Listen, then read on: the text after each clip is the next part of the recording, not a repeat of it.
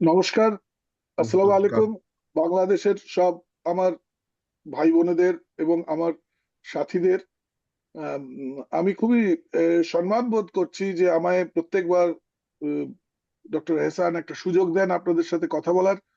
আর সত্যি কথা বলতে বাংলায় বলার যে একটা মজা, নিজের ভাষায় বলার যে একটা আনন্দ, সেটা সবসময় আমি যখন আপনাদের সাথে বলি আমি সেটা শেয়ার করতে পারি এবং বেশ খুব ভালো লাগে আমার।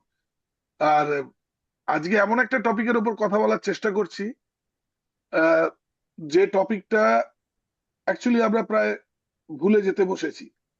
তার কারণ হচ্ছে যন্ত্রের এত বেশি উপযোগিতা আমাদের জীবনে যে আমরা আমাদের কান, আমাদের চোখ, আমাদের হাত, এই জিনিসগুলো প্রায় ভুলেই যেতে বসেছি। এবার হিমোডায়নামিক মনিটরিং, এবার এই monitor in a resource limited circumstance, আমি আমার শেয়ার করতে করতে কথা বলতে থাকি। রিসোর্স লিমিটেড সার্কামস্টেন্স বলতে কি বোঝাচ্ছি আমি, দেখতে পাচ্ছেন আশা করি আপনারা। আসে নাই আচ্ছা। দেখা যাচ্ছে ফুল স্ক্রিন। Full screen. হ্যাঁ, রাইট। ঠিক আছে, দেখা যাচ্ছে। হ্যাঁ, তো হিমোডায়নামিক মনিটরিং আমি আজকে মেনলি সেপসিস এর উপরই নিজেকে রাখবো, যদিও এটা সব জায়গাতেই অ্যাপ্লিকেবল, যে কোনো পেশেন্টের উপর অ্যাপ্লিকেবল হবে। কিন্তু এই হিমোডায়নামিক মনিটরিং এর রিসোর্স লিমিটেড সার্কামস্টান্স, এবার রিসোর্স লিমিটেডটা কি? আমরা কোথায় বসে আছি? ধরুন আমরা ঢাকা থেকে 100 কিলোমিটার দূর পাবনা ছাড়িয়ে কোনো একটা ছোট্ট গ্রামে বসে আছি, বা আমরা সুন্দরবনের জঙ্গলে বসে আছি সেইখানে। বাংলাদেশের সুন্দরবন একটা পার্ট, ভারতবর্ষের একটা পার্ট। সেখানে আমরা কোনো একটা গ্রামে, প্রত্যন্ত গ্রামে বসে আছি, আমার কাছে কিছুই নেই। সেটা হতে রিসোর্স লিমিটেড কারোর কাছে। কারোর কাছে আবার হয়তো একটুখানি এগিয়ে গিয়ে একটা পেরিফেরাল হেলথ সেন্টারে একটা পালস অক্সিমিটার, এই পর্যন্তই আছে। সেটা এক ধরনের রিসোর্স লিমিটেশন। কারোর কাছে বললো না ভাই, আমার কাছে আরো অনেক কিছু আছে, আমার কাছে আল্ট্রাসাউন্ড আছে, তাহলে আল্ট্রাসাউন্ড নিয়েও সেটা রিসোর্স লিমিটেশন। সে বলছে এই পর্যন্তই, আমার কাছে হাই ফাই মনিটর আর কিছু নেই। তো আমরা কিভাবে গ্রেডেশন করব এইভাবে, যে কোনটা কাকে দেব এবং না দেব, কোন ফ্লুইডস, এবং তারপর কিভাবে আমরা ফ্লুইডস এবং বিভিন্ন vasopressors, how will optimally utilize it in our day to day clinical practice. আজকে আমার বলার পেছনে আমার এটাই হচ্ছে আমার উদ্দেশ্য।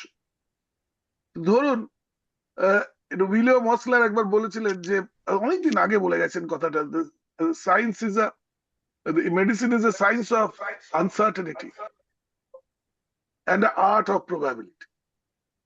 এবার এখানে কিছুই প্রায় সার্টেন নয়। 1+1 is not 2 in medicine, 1+1 may be 11 in medicine.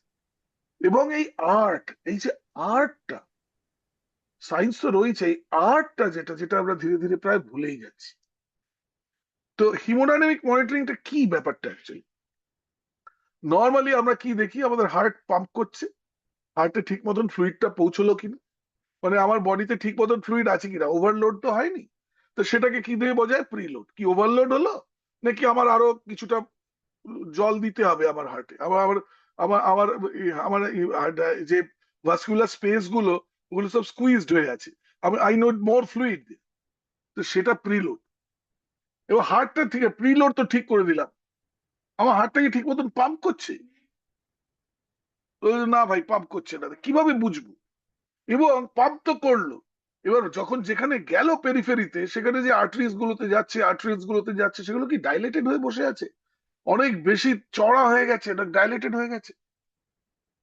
এবং এইসব করে যখন সব ঠিক করলাম, ব্লাডটা ঠিক মতন আমার টিস্যু গুলোতে পৌঁছলো কিনা, আমার টিস্যু মেটাবলিজমটা হচ্ছে কিনা, এটা খুব ইম্পর্টেন্ট বোঝা, যে টিস্যু মেটাবলিজমটা হচ্ছে কিনা এবং সেখানে টিস্যু পারফিউশন হচ্ছে কিনা। তো আমার এই চারটে জিনিসের মনিটরিং, তার সাথে ওপরে একটা লাংসও রয়েছে, আমরা লাংসের মনিটরিং এ যাচ্ছি না আজ, আমরা খালি এই পার্টটাতেই থাকছি। এই মনিটরিং উপর বেস করে, এই হিমোডাইনামিক বেস করে আমাদের দেখতে হবে যে আমার পেশেন্ট কি ভলিউম রেসপন্সিভ, নাকি ভলিউম ওভারলোড, নাকি আবার there is a impaired contractility of the heart, or there is a peripheral vasodilatation which is prevalent. তো তা এবার এই তিনটা জিনিস ডায়াগনোসিস করে আমাদের তিনটা থেরাপিউটিক অপশন আছে, যে আমি আইনোট্রপ ইউজ করবো কি করবো না টু কন্ট্রাক্ট দ্য হার্ট, আমি ভলিউম এক্সপ্যান্ড করবো নাকি ভলিউম বের করে দেবো এক্সট্রা, যেটা আমার এক্সট্রা চলে গেছে, নাকি আমি ভেসোপ্রেসার দিয়ে আমার পেরিফেরিতে আমার ভেসেলস গুলোকে কন্ট্রাক্ট করাবো সো দ্যাট পেরিফেরাল ভেসোডাইলেটেশনটা না হয়। এই হচ্ছে সিনারিও। এবং তারপর আবার দেখতে হবে যে আবার টিস্যু পারফিউশনটা ঠিক মতন হচ্ছে কি হচ্ছে না। এবার আমি বসে আছি ধরুন সুন্দরবনে, আমার কাছে কিছু নাই, আমার কাছে আমার চোখ আছে, আমার স্টেথোস্কোপ আছে, আর আবার ব্লাড প্রেশার মেশিনটা একটা সব জায়গায় থাকে আজকাল, এইটুকু তো থাকবেই, এইটুকু তিনটে জিনিস আমার কাছে আছে। তাহলে এইখানে আমি করবোটা কি? তো এইখানে আমার চোখ আছে, আমার হাত আছে, আমার স্টেথো আছে যথেষ্ট, আমার ব্লাড প্রেশার মেশিন আছে। তো আমি প্রথমে স্টেথোস্কোপ দিয়ে খুব ভালোভাবে দেখে নিতে পারি যে আমার কোথাও কোনো ক্রেপিটেশন পাচ্ছি কি, আমার জেভিপিটা কি দেখিয়ে চোখ দিয়ে দেখে নিলাম রেজ তো নয়, হাত দিয়ে টিপে পাটা দেখে নিলাম কোথায় ইডিমা তো হয়নি, স্যাক্রেবল দেখে নিলাম ইডিমা তো হয়নি। এই সব সাইন্স হচ্ছে ফ্লুইড ওভারলোডের সাইন, খুব সহজ। আর আমরা ছোটবেলা থেকে পড়ে আসছি একটা পেশেন্টকে বসিয়ে আর দাঁড় করিয়ে সিস্টোলিক ব্লাড প্রেশারটা দেখো, ডায়াস্টোলিক ব্লাড প্রেশারটা দেখো। যদি সিস্টোলিক ব্লাড প্রেশারটা দুটোর ভিতর ডিফারেন্স মোর দ্যান 20 হচ্ছে, diastolic blood pressure more than 10 হচ্ছে, অর্থোস্ট্যাটিক হাইপোটেনশন বলে এটাকে, তার মানে ফ্লুইড দরকার। এটাকে একটা নতুন ভাবে old wine in a new bottle আমার বন্ধু টেবল ফ্রান্স থেকে নিয়ে এসছে, বাই ডুইং এ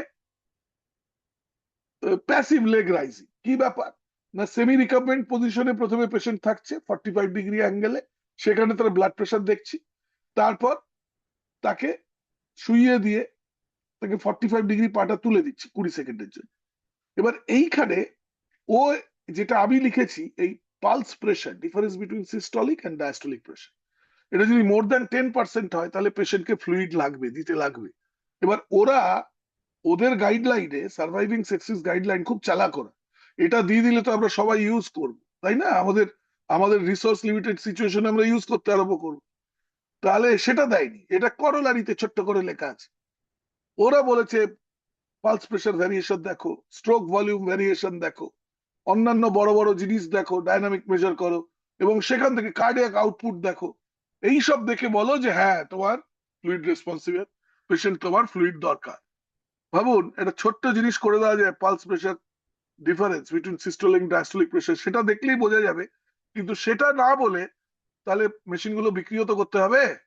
তো সেই জন্য বড় বড় বড় বড় যে যেগুলো আছে সেগুলোতে আমি আসবো, সেই বড় বড় বিশাল এলিট টাইপ অফ ইনভেস্টিগেশন যেটা করতে বলা হচ্ছে, আই কাম টু। তো এখান থেকে দেখুন খুব সহজে আমরা হাত, চোখ, স্টেথোস্কোপ আর ব্লাড প্রেশার দিয়ে বুঝে গেলাম পেশেন্টের ফ্লুইড কম আছে কিনা। আপনারা সবই রোজ করছেন এগুলো, সেগুলোকে আবার রিভাইজ করা। এবার আমি তার মিন আর্টারিয়াল ব্লাড প্রেশারটা দেখলাম 65 এর ওপরে না নিচে, আমরা তো 65 এর ওপরে চাই মিন আর্টারিয়াল প্রেশার নর্মালি। পালসটা হাত দিয়ে ধরে দেখলাম একটা উইক পালস, তার মানে কি কার্ডিয়াক কন্ট্রাক্টিলিটি কম। এবং আমরা ডায়াস্টোলিক ব্লাড প্রেশারটা দেখলাম খুব বেশি পড়ে গেছে, 40-এর কাছাকাছি, তার নিচে, তার মানে এটা পেরিফেরাল ভেসোডাইলেশন আফটার লোডটা অনেক কম, আফটার লোডে বেসিক্যালি পেরিফেরাল ভেসোডাইলেটেশন হয়ে পড়ে আছে, এখানে আমায় ভেসোপ্রেসার দিতে হবে। তো আমি কন্ট্রাক্টিলিটিটাও বুঝে গেলাম পালস ধরে, ব্লাড প্রেশার দেখে, ন্যারো পালস প্রেশার দেখে আছে কি হোয়াইট পালস প্রেশার আছে, যদি খুব বেশি হোয়াইট পালস প্রেশার হয় এবং যদি ডায়াস্টোলিক ব্লাড প্রেশারটা খুব বেশি ফল করে গেছে, তারপরে আফটার লোডটা রিডিউস করেছে। তিনটে জিনিস তো 1 মিনিটে দেখা হয়ে গেল। এইবার আবার টিস্যুতে আমি যদি আমার টিস্যু পারফিউশনের কি অবস্থা, যেটা আসল দরকার, যে ব্লাডটা গেল অক্সিজেনটাকে ক্যারি করে নিয়ে গেল, সেখানে গিয়ে হেমোগ্লোবিন থেকে অক্সিজেন ডিসোসিয়েশন হলো, মেটাবলিজম শুরু হলো, হচ্ছে কি ইউরিন আউটপুট দেখুন, সিক্স যদি ঠিকঠাক আসে 0.5 to 1 ml per kg per hour, ঠিক আছে। ক্যাপিলারি রিফিল টাইম, এটা 1960 সালে ইউজ হয়েছিল। তারপর বিভিন্ন রকম টিস্যু পারফিউশন দেখার জন্য সে সাবলিঙ্গুয়াল ভিডিওগ্রাফি করে স্মল ভেসেলস দেখা শুরু হলো, কত কিছু আরম্ভ হলো কাণ্ড। কিন্তু আলটিমেটলি ঘুরে ফিরে অ্যান্ড্রোমেডা ট্রায়াল কি বললো, না ক্যাপিলারি রিফিল টাইম, যেটা ডান দিকে একদম নিচে দেখা যাচ্ছে, একটু চেপে দেখুন যে আপনার যখন মানে সাদা থেকে হঠাৎ করে লাল হতে কত সময় লাগছে, 3 সেকেন্ডের বেশি লাগছে, মানে টিস্যু পারফিউশন খারাপ। এখন এটাই ফলো করা হচ্ছে, মানে ঘুরে ফিরে আমরা আলটিমেটলি ওইখানেই চলে এসেছি। এছাড়া মটলিং, আমি মটলিং এ আসবো। স্কিনে মটলিং, আমরা সাধারণত আমাদের দেশের লোকজন অত ফর্সা নয়, এটা ওদের দেশে অনেক বেটার দেখা যায়, কিন্তু আমাদের দেশেও সেপসিসে খুব সুন্দর মটলিং দেখা যায়। কি হাঁটুর চারিদিকে কতটা ক্রস করে কতটা যাচ্ছে আমরা স্টেজিং করতে পারি, সেখান থেকে বলে দিতে পারি পেশেন্ট বাঁচবে কি মরবে, মর্টালিটি কতটা, সব বলে দেওয়া যেত। তো দেখুন একটা স্লাইডের ভেতরে আমার কাছে যা চোখ, স্টেথোস্কোপ, হাত আর ব্লাড প্রেশার মেশিন, মোটামুটি আমরা প্রিলোড, কন্ট্রাক্টিলিটি, আফটারলোড আর টিস্যু পারফিউশন খুব সহজেই বুঝে যায়। এবার লোকের বলে না ভাই আমার কাছে একটা এর সাথে আমি একটা পালস অক্সিমিটার অ্যাড করে দিলাম, আজকাল মোটামুটি পালস অক্সিমিটার তো সবার কাছেই থাকে, এটা পালস অক্সিমিটার, এটা এক্সট্রা দিয়ে দিলাম পালস অক্সিমিটার, তো কথাই নেই, সোনায় সোহাগা। এই দেখুন, তাহলে আমি দেখলাম পালস অক্সিমিটারে আবার স্যাচুরেশনটা আসছে 90-91, আর আমি ওকে অক্সিজেন দিচ্ছি ধরুন 50% অক্সিজেন। এই দুটোর রেশিও দেখুন, বেশি কিছু করার দরকার নেই, দুটোই নন ইনভেসিভ। লেস দেন 315, মানে 300-র আশেপাশে যাচ্ছে, তার মানে আমার লাঙের অবস্থা খুব খারাপ। এই লাং নর্মালি অক্সিজেন দিয়ে হবে না, একে আইদার নন ইনভেসিভ সাপোর্টে দিতে হবে বা ভেন্টিলেশনে দিতে হবে। যদি কখনো সুযোগ পাই নন ইনভেসিভ নিয়ে আপনাদের সাথে কথা বলবো। আরেকটু এগিয়ে গেলে এই পালস অক্সিমিটারের ভেতরেই খুব সুন্দর একটা জিনিস থাকে, প্লেথিসমোগ্রাফিক ভ্যারিয়েবিলিটি ইন্ডেক্স। এই কথাটার মানে কি, ইন্সপিরেশন আর এক্সপিরেশনে যে প্লেথিসমোগ্রাফটা মানে পালস অক্সিমিটারের যে ওয়েভটা আসে, ওই দুটো ডিফারেন্স, এক্সপিরেশন একটু বেশি থাকে, ইন্সপিরেশন একটু কম থাকে, দুটোর হাইটের ডিফারেন্স যদি মোর দেন 10% হয়, যদি একটা পাটা তুলে দিলাম ওই যে প্যাসিভ লেগ রাইজিং করে, তাহলে এই পেশেন্টের ফ্লুইড দরকার পড়তে পারে। বলে আরেকটু বলুন দাদা, আর কিছু করা যেতে পারে? নিশ্চয়ই করা যেতে পারে, এটাকে বলে পেরিফেরাল পারফিউশন ইন্ডেক্স। এবং এখান থেকে আমি ফ্লুইড রেসপন্সিভনেস নয়, আমি হাইপো পারফিউশনটাও দেখতে পাবো, যে পেশেন্ট হাইপো পারফিউজড কিনা ইন দ্য টিস্যু। কিভাবে দেখবো? ওই পালস অক্সিমিটারের ভেতরে এই দুটো ফিগার আসে, কাউর কাউর প্লেথিসমোগ্রাফিক ভ্যারিয়েবিলিটি ইন্ডেক্সটা আসে না, কিন্তু পারফিউশন ইন্ডেক্সটা এখন মোটামুটি সব পালস অক্সিমিটার যেটা হাতে লাগান 1,500-2,000 টাকা দাম, তার ভেতরেও আসে।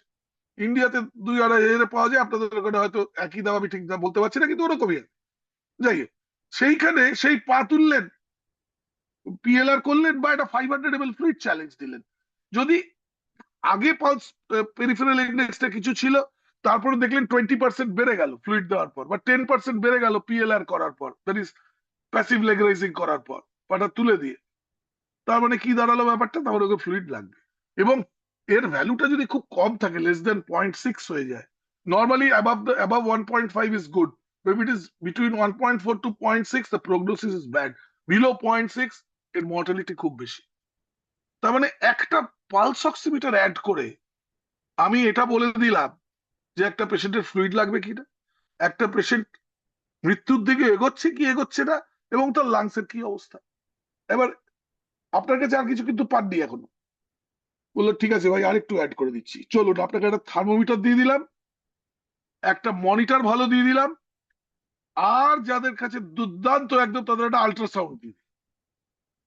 হতে পারে মানুষের কাছে এটাও হয়তো রিসোর্স লিমিটেড, কিছু কিছু লোক বলবে আমার তো এটাই রিসোর্স লিমিটেড। তো আমরা শুরু করেছিলাম চোখ, হাত, স্টেথোস্কোপ আর ব্লাড প্রেশার দিয়ে, তার সাথে অ্যাড করলাম পালস অক্সিমিটার, একটা টেম্পারেচার মনিটরিং, জাস্ট একটা থার্মোমিটার দিলাম, এটা সব জায়গায় থাকে, টিপ অফ দ্য হ্যান্ডের টেম্পারেচার, আর আমাদের এর টেম্পারেচার দেখলাম, মিড আর্মের টেম্পারেচার দেখলাম, যদি দেখি যে টেম্পারেচারটা মোর দ্যান 4 ডিগ্রিজ, তাহলে পারফিউশনটার অবস্থা খুব খারাপ এবং তার ফ্লুইড ডেফিসিটও আছে। এবং আমি তো অলরেডি প্যাসিভ লেগ রেজিং এর কথা বলেছি, সেমি রিকাম্বেন্ট পজিশন থেকে পেশেন্টটাকে শুইয়ে দিয়ে যদি পাটা তুলে দেওয়া যায়, আমি আপনাকে বললাম যে 10 to 15% difference in pulse pressure is basically indication of giving fluid.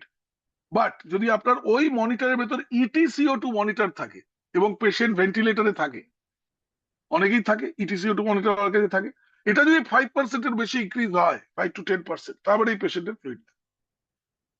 এবার আজকাল আল্ট্রাসাউন্ড মোটামুটি প্রায় সবার কাছে চলে এসছে, এমনকি অবস্থা এমন যে আল্ট্রাসাউন্ড আপনার নিজের মোবাইলেও আপনি প্রোব দিয়ে দেখতে পারেন।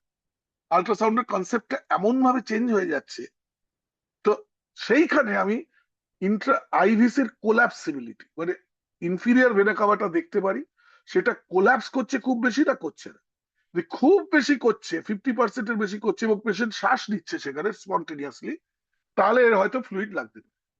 এবং এটা যদি মেকানিক্যাল ভেন্টিলেশনে আছে, সেইখানে যদি কোলাপসিবিলিটিটা বেশি থাকে 18% 12% মতন, ক্যালকুলেশনের উপর নির্ভর করে, তাহলেও পেশেন্টের ফ্লুইড রেসপন্সিভ আছে। মোটামুটি ইনফ্রাভেনিকুলার সাইজটাও দেখে নিতে পারেন 2 সেন্টিমিটারের নিচে আছে কি নেই।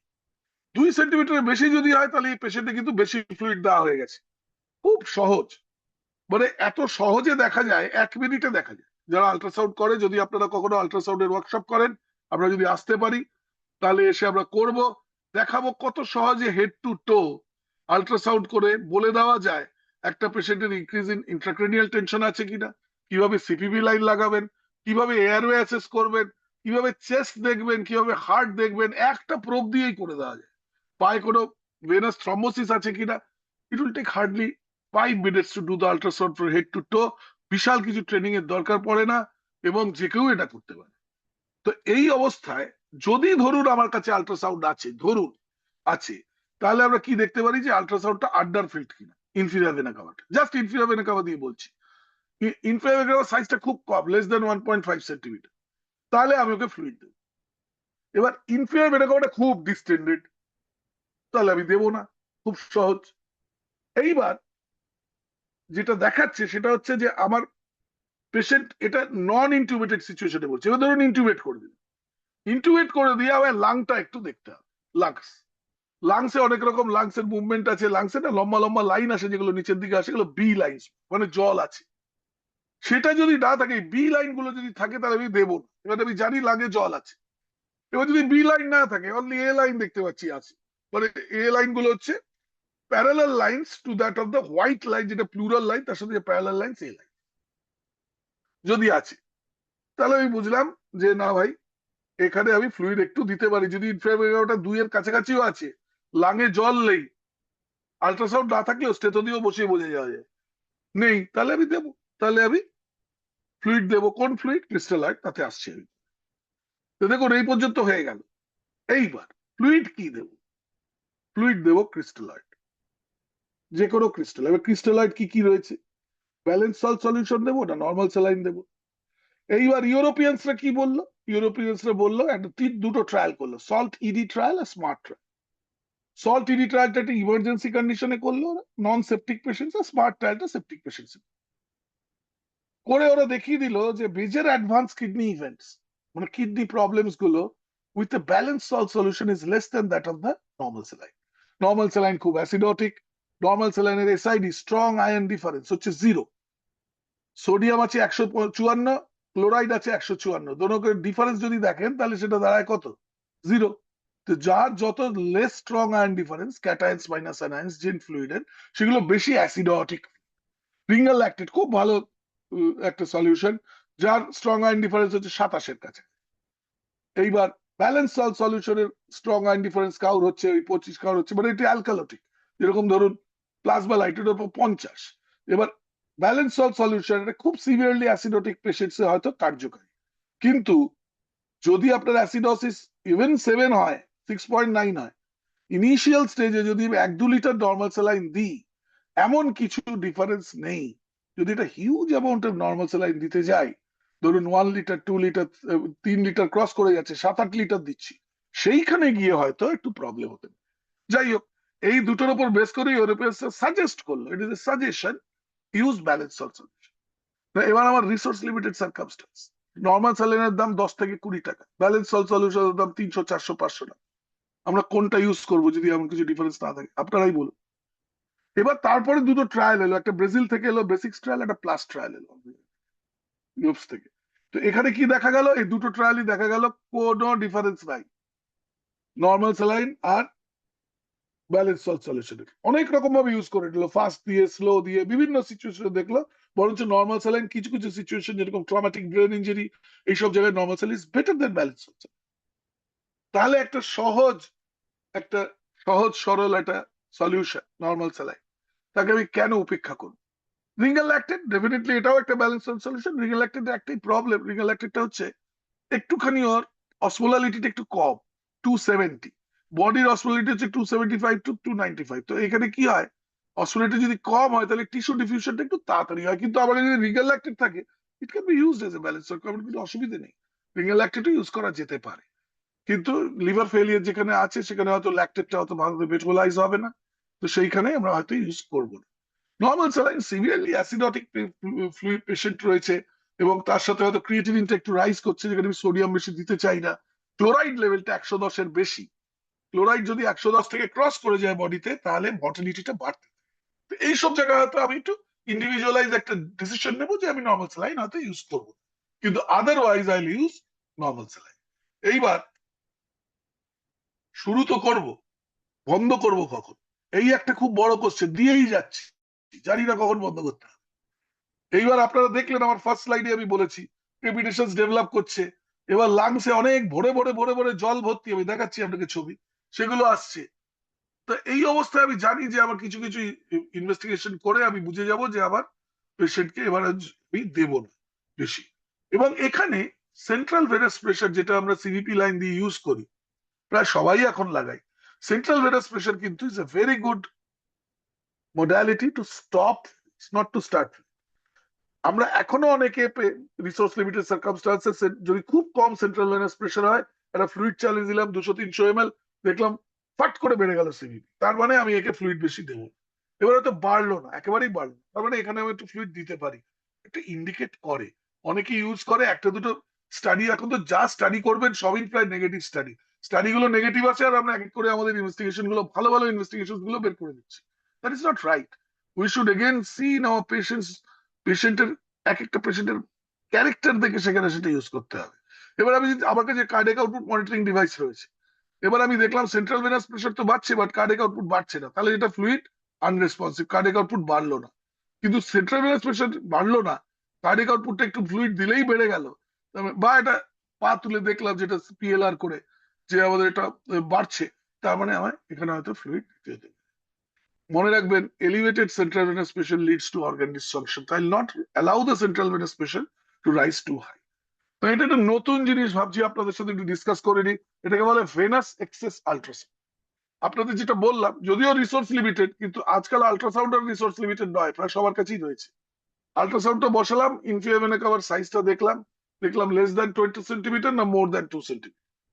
যদি 2 সেন্টিমিটার বেশি হয় তবে কনজেস্টেড, এটা আমি জানি। কিন্তু নতুন কিছু তো করতে হবে মানুষকে, মানুষ খালি দাঁড়িয়ে বসে থাকবে, তাই তারা নতুন নতুন জিনিস নিয়ে একটা ভেনাস এক্সেস। যারা পরীক্ষা দেবেন বা যারা পরে ইউরোপিয়ান ডিপ্লোমা দেবেন বা অন্যান্য আইসিইউ এর পরীক্ষা দেবেন, তাদের হয়তো এটা খুব কাজে লাগতে পারে। ভেনাস এক্সেস আল্ট্রাসাউন্ড, যেরকম ধরুন তখন আমরা হেপাটিক ভেন দেখি, এরকম দেখতে লাগে অনেকটা। দেখুন, এই যে হেপাটিক ভেনটা উপরের দিকে উঠে যাচ্ছে, এটা হেপাটিক ভেন, এটা হেপাটিক, এইখানে আমি ডপলার দিলাম, এই ডপলার দিয়ে আমি এখানে একটা, এটা একটা ডপলার এফেক্ট আমি এটা পাবো, এবার আসবে। সরি, পেছনে একটা আওয়াজ হচ্ছে, এগুলো আমার রিসিনেট ট্র্যাক করছে। এই দেখুন, এরকম একটা সিস্টলিক, এটা ডায়াস্টলিক পাবো। সিস্টলিকটা নর্মালি একটু বেশি হয় ডায়াস্টলিক থেকে, ওয়েভটা, এটা ভেন্সটা দেখছি। সিস্টলিকটা যদি ছোট হতে থাকে এবং উল্টো দিকে চলে যায়, তারপরে এটা খুব কনজেস্টেড। এটা একটা নতুন জিনিস বেরিয়েছে। তো সেরকম পোর্টাল ভেনেও দেখা হয়। পোর্টাল ভেনে যদি দেখতে দেখতে চাই তাহলে পোর্টাল ভেনেও দেখতে পারি। এই লাল রঙের পোর্টাল ভেনটা অনেকটা রেড কালার, ফ্লোটা টুয়ার্ডস দ্য প্রোব হয় তাহলে red, if the flow is away from the probe it is blue. এটা ব্লু আর রেড আর্টারি আর ভেনের উপর ডিপেন্ড করে না, এটা ফ্লো আপনার দিকে যাচ্ছে না আপনার থেকে, আপনার প্রোবের উল্টো দিকে যাচ্ছে তার উপর নির্ভর করে। নর্মালি দেখুন এটা এরকম একটা ওয়েভি প্যাটার্ন পেলেন, এই ওয়েভি প্যাটার্ন মানে পোর্টাল ভেনটা কনজেস্টেড, নর্মালি এটা স্ট্রেট আসবে।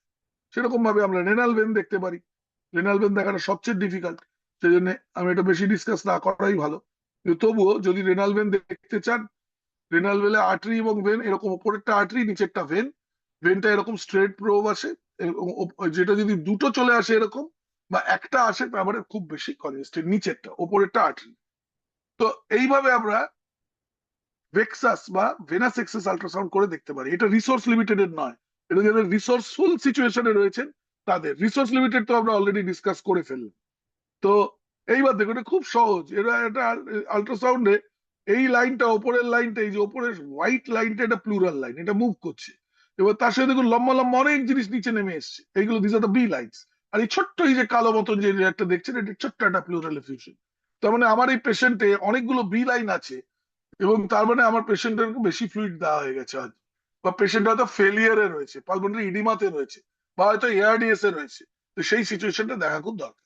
এবার দেখুন বিশাল কিছু কার্ডিওলজিস্ট হওয়ার দরকার নেই, এইদিকে এই চেয়ারটা দেখুন, নিজেরাই দেখুন কন্ট্রাকশনটা, এটা জাস্ট লাগালেই বোঝা যায় হার্ট প্রায় কন্ট্রাক্ট করছেই না, এখানে কন্ট্রাক্টিলিটি প্রায় নেই।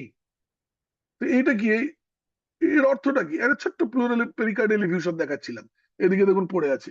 তো এর অর্থটা কি? আমার এই জায়গায় আবার কন্ট্রাক্টিলিটি বাড়ানোর জন্য হয়তো আমায় কোনো একটা আয়নো ডাইলেটর দিতে হবে, আয়নো ড্রপ দিতে হবে। এবার এছাড়া আমরা অনেক কায়দা কানুন করে এখান থেকে কার্ডিয়াক আউটপুটে বের করতে পারি, কিন্তু আমরা তাতে যাচ্ছি না সেই ডিটেলস। এখানে ভিটিআই করে দেখতে হয়, সেখান থেকে আমরা বেরও করতে পারি, কিন্তু অত কিছু আমি যদি না জানি, এই চোখের দেখাতেই বলে দেওয়া যেতে পারে, এই চোখের দেখাটাকে বলে জেস্টালস মেথড। এই দেখি আমরা বলে দিতে পারি যে কার্ডিয়াক কন্ট্রাক্টে ভালো কন্ট্রাকশন আছে, ইজেকশন ফ্র্যাকশন আছে কি নাই। এটা খুব সহজেই আপনারা বলতে পারেন, এদের মধ্যে এমন কিছু বড় রকেট সায়েন্স নয়, খুব আমরা ইজিলি আমরা বলতে পারি। এই দেখুন এখানে আপনারাই বলেন এটা কি হবে। এটা দেখেন কন্ট্রাক্টই করছে না হার্ট।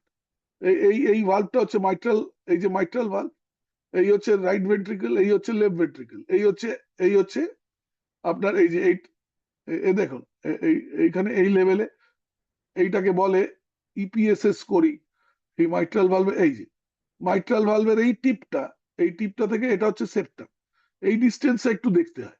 এই ডিস্টেন্সটা যদি পয়েন্ট সেপ্টাল সেপারেশন বলে, এটা যদি 10-এর ওপরে হয় তার মানে কন্ট্রাক্ট করছেই না। কিন্তু বলারই দরকার নেই সবকিছু করার, আপনি চোখে দেখে বলতে পারেন যে কন্ট্রাকশন নাই। দেখুন কন্ট্রাকশনে হার্ডলি 20% ইজেকশন ফ্র্যাকশন, তাহলে সেপটিক পেশেন্টে হার্ডলি 20% ইজেকশন আল্ট্রাসাউন্ড থেকে বলে দেওয়া যেতে পারে। আজকাল তো আবার এভিডেন্সের জমানা, সবকিছু এভিডেন্সড করে রাখতে হবে। তো সেই জন্য আল্ট্রাসাউন্ডটা শেখা খুব দরকার, এমন কিছু ডিফিকাল্ট জিনিস নয়, আজকের দিনে রিসোর্স লিমিটেড সার্কামস্টান্সেও দেখা যেতে পারে। তো এইসব করে ঠোরে আমরা হিমোডাইনামিক্সে আবার যদি ফিরে আসি, নতুন নতুন প্যারামিটার যেরকম pulse pressure variation, stroke volume variation, tidal volume challenge, এগুলো কি ব্যাপার? পালস প্রেশার ভ্যারিয়েশনটা শুনতে বড় লাগছে, কিছুই নয়। ইন্সপিরেশন আর এক্সপিরেশনে পালস প্রেশার মানে সিস্টোলিক মাইনাস ডায়াস্টোলিক প্রেশারের যে ভ্যারিয়েশন, যে ডিফারেন্সটা, ইন্সপিরেশন একটু কম, এক্সপিরেশন একটু বেশি, দুটোর ভিতর ডিফারেন্স যদি 10%-এর বেশি হয়, তাহলে এর মানে ফ্লুইড দরকার। এটা আমি পিএলআর করেও দেখতে পারি, এটা পিএলআর করলাম, তাহলে দেখলাম 10%-এর বেশি চেঞ্জ হচ্ছে, এটা রেজ করলাম পাটাকে, তাহলে দেখলাম এটা হচ্ছে। বা ল্যাকটেট, আজকাল গ্লোবাল হাইপোপারফিউশন ল্যাকটেট লেভেল মোটামুটি যে আইসিইউ গুলোতে কাজ করেন সবার এবিজি মেশিনেই পাওয়া যায়। এবং অ্যান্ড্রোমেডা শক ট্রায়াল, এটা আমি অলরেডি বলেছি, যেখানে আমি পেরিফেরিটা দেখলাম মিন আর্টেরিয়াল প্রেশার, যেখানে আমি দেখলাম যে 65-এর ওপর, এবং ক্যাপিলারি রিফিল টাইম, খুব সহজ জিনিস।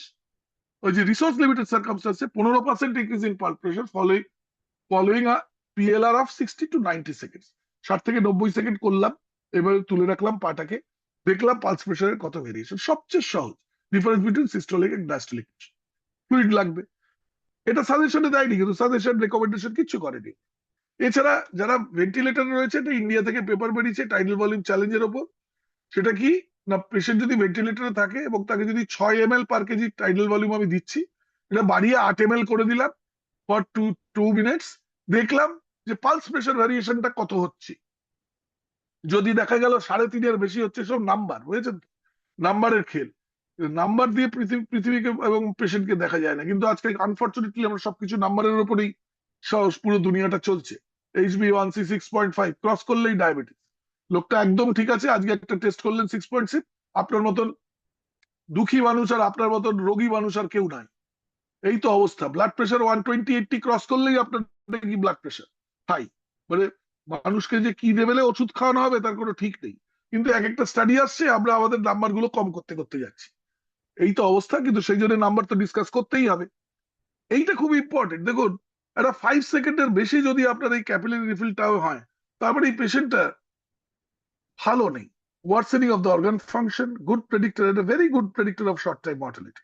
Less than 2 seconds is normal, anything 4 seconds এর ওপর এটা যে কোনো পারফিউশনকে খুব ভালোভাবে কোরিলেট করছে অফ দ্য ইন্টারনাল অর্গানস। এই বটলিংটার দিকে দেখুন, আপনি একটু ভালোভাবে, যারা আইসিইউতে কাজ করেন বা এমনি তো পেরিফেরিতে কাজ করেন, এটা সেপটিক পেশেন্ট এলো, জ্বর নিয়ে এলো, ডেঙ্গি নিয়ে এলো, সিভিয়ার সেপসিসে রয়েছে, পাটা একটু ভালোভাবে লক্ষ্য রাখবেন, যে যদি নিয়ের আশেপাশে একটু লাল রং দেখছেন, তারপরে ছোট্ট করে বাড়তে থাকছে, বাড়তে বাড়তে বাড়তে বাড়তে অনেকটা চলে এলো, আমরা গ্রেডেশন করি 0 1 2 3 4 5, তো এর অর্থ হচ্ছে আবার এই মটলিংটা is a sign of very bad sign. It correlates well with lactate, with urine output, with organ dysfunction as well as mortality. Simple observation, বিশাল কিছু করার দরকার নেই। এইবার এই যে প্যারামিটার গুলো কথা বলছিলাম, এক একটা মনিটরের দাম প্রায় ধরুন 10-15 লাখ টাকা। একটু ভালোভাবে দেখুন, pulse pressure variation, stroke volume variation, systolic pressure variation, even plethysmographic variability index. কোথায় কোথায় রিলায়েবল নয়, যেখানে আপনি লো টাইডাল ভলিউম ভেন্টিলেশন দেবেন, যেরকম এআরডিএস পেশেন্ট, মানে ভেন্টিলেশনটা কম টাইডাল ভলিউম দিতে হবে, সেখানে রিলায়েবল নয়। যে কিনা স্পন্টিনিয়াসলি ব্রিথ করছে, মানে ওকে প্যারালাইজ করে এটা দেখতে হবে। তার মানে একটা নর্মাল পেশেন্ট যে নর্মালি 8 ml/kg আমি আপনি যারা ব্রিথ করছি তাদের জন্য এটা খুব ভালো। আমি আপনি ব্রিথ স্পন্টিনিয়াসলি করলে হবে না। আবার এবং আমার ভেতর অ্যারিথমিয়ামও থাকবে না, আমার ভেতর পালমোনারি হাইপারটেনশনও থাকবে না, রাইট ভেন্ট্রিকাল ফেলিউরও থাকবে না। তো মশাই, এরকম কোন পেশেন্ট আছে যাকে আপনারা ইন্টুবেট করবেন, যে কিনা নর্মালি ব্রিথ করছে কিন্তু তাকে আবার প্যারালাইজ করে দেবেন? তার ভেতর হার্ট ফেলিওর নাই, তার ভেতর পালমোনারি হাইপারটেনশন নাই, কটা পেশেন্ট হবে এরকম আপনি আমায় বলেন? তার মানে আমরা এইগুলো সেখানে ইউজই করতে পারবো না। কিন্তু আমরা যখনই জিজ্ঞাসা করা হয় কাউকে কি কি দেখবেন, সে চোখ বন্ধ করে তোতা পাখির মতো pulse pressure variation, stroke volume variation, systolic pressure variation বলতে থাকি। তার মানে আমাদের একটু বোঝা উচিত আমরা যেগুলো বলছি সেগুলো কি বলছি, কেন বলছি, কোথায় বলছি। টাইডাল ভলিউম চ্যালেঞ্জ আপনাদের বললাম, এগেন ওই arrhythmia, right heart failure, moderate PEEP, যদি লাং কনজেশন থাকে, এখানে ওটা খুব একটা রিলায়েবল নয়। তাই এই ডায়নামিক প্যারামিটার্স গুলো, যেগুলো কিনা which are quite costly in the market, are basically is utilized only a very limited group of patients, maybe hardly 5 to 10% of the patients. So why should I waste my time behind these costly monitors? Why can't we go back to my clinical sense and see with my eyes, with my heart, with my stethoscope, with my blood pressure machine? Why can't we do that? আমরা ভুলে যাচ্ছি কেন এইগুলো? এবং আমি fluid দেওয়ার পর যদি আমি ডায়াস্টোলিক ব্লাড প্রেশারটা 40-এর নিচে দেখলাম, why shouldn't I start my vasopressor? কোন ভেসোপ্রেসার? 2008 পর্যন্ত দেখুন কি মজার ব্যাপার, ডোপামিন ছিল নাম্বার 1। একটা স্টাডি হলো সোপট্রা, তারপর থেকে ডোপামিনের মতন ভিলেন আর পৃথিবীতে দুটো নেই, সবচেয়ে খারাপ হয়ে গেছে। এখন নন অ্যাড্রেনালিন, যেটার দাম বেশি, তারপরে ভেসোপ্রেসিন, যেটার দাম আরো বেশি, তারপরে অ্যাড্রেনালিন, ডোপামিন বন্ধ।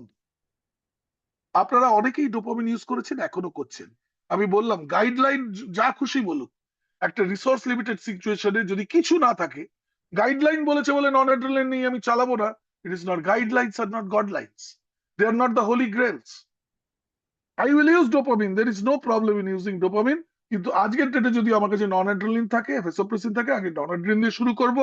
বিশাল ডোজে যাব না, 0.5 মাইক্রোগ্রাম/kg/মিনিট যেই ক্রস করবে, ভেসোপ্রেসিন শুরু করব 0.03 ইউনিট পার মিনিট। তাতেও হচ্ছে না, তখন আমি শুরু করব অ্যাড্রেনালিন। যদি আমার কাছে কিছুই না থাকে, আমি ডোপামিন ইউজ করব। আজকের ডেটে ইউরোপিয়ানসরা বলছে dopamine is used only in hypotension with bradycard. কিন্তু আমরা এখনো বিভিন্ন জায়গায় রিসোর্স লিমিটেড সিচুয়েশনে ডোপামিন খুব সুন্দর ইউজ করছি, আগেও ইউজ করতাম। মনে রাখবেন, dopamine at a low dose to increase the renal perfusion is not indicated at all. It's like 1A recommendation not to use dopamine in low dose to, একটা false sense of সিকিউরিটিতে থাকবেন যে urine আউটপুটটা বেড়ে গেল, খুব ভালো। কিন্তু অ্যাকচুয়ালি তা নয়। রেনাল মেকানিক্স এর ওপর জাস্ট ইউরিন আউটপুট বাড়লেই যে কিডনি ভালো আছে তা নয়, কিন্তু এটা আরেকটা ডিসকাশন, যদি কিডনির ওপর হবে নিশ্চয়ই করব। তো এইবার আপনি আবার প্রশ্ন করতে পারেন, আমি তো রিসোর্স লিমিটেডে বসে আছি, আমি পেরিফেরি দিয়ে দিতে পারবো নন অ্যাড্রেনালিন, নাকি তার জন্য আমার অন্য কিছু দরকার, একটা সেন্ট্রাল লাইন দরকার? নর্মালি 4-5 ঘন্টা আরামসে দেওয়া যায়। তার ভেতর তো আপনার পেশেন্ট একটা সিনিয়র, এরকম একটা সিরিয়াস পেশেন্ট, কোনো না কোনো ভালো সেন্টার বা আশেপাশে যেখানে একটা সেন্ট্রাল লাইন ইউজ করা যাবে সেখানে চলেই যাবে। কিন্তু 4-5 ঘন্টা যদি ফ্লুইড চালাচ্ছেন, একটু দেওয়া যেতে পারে, এমন কোনো ব্যাপার নেই, এটা গাইডলাইনেও আছে। এবার হাইড্রোকর্টিসনটা শুরু করবেন 4 ঘন্টার ভেতরে, যদি দেখতে পেলেন নন অ্যাড্রেনালিন দিয়ে হচ্ছে না, তখন আমি হাইড্রোকর্টিসনটা শুরু করে দেব, দেরি করব। তো why hydrocortisone? Because hydrocortisone matches the internal milieu of steroids of our body. আরেকটা জিনিস সবাই মনে রাখতে হবে, যে ডেক্সামেথাসোন ইউজ করা যেতে পারে, কিন্তু specially in patients of ARDS, যেখানে আমি চাইবো না মিনারোকর্টিকয়েড অ্যাক্টিভিটি থাকুক। ইট ইজ এ সিঙ্গেল ডোজে দেওয়া যেতে পারে, স্ট্রংগেস্ট অ্যাক্টিং স্টেরয়েড, এবং এটা ট্যাপার করার দরকার নেই। যদি আপনি 10 days দিই ডেক্সামেথাসোন, ট্যাপার করার দরকার নেই। তো সেই অবস্থায় আমি ডেক্সামেথাসোন ইউজ করতে পারি। এবার ব্লাড প্রেশারটা কত চাই? নর্মালি আমরা বলি মিন আর্টেরিয়াল প্রেশারটা আমার 65 এর ওপরে হলেই ভালো, কিন্তু একটা ক্রনিক হাইপারটেনসিভ পেশেন্ট, তার অলরেডি ব্লাড প্রেশার মিন আর্টেরিয়াল প্রেশার সে মেনটেন করে হচ্ছে 80-85, সেখানে 65 হলে আমার অর্গান পারফিউশন হবে না, সেখানে আমার ওটা বাড়াতে হবে। সিমিলারলি রুটিনলি মিন আর্টেরিয়াল প্রেশার হাই করবো না।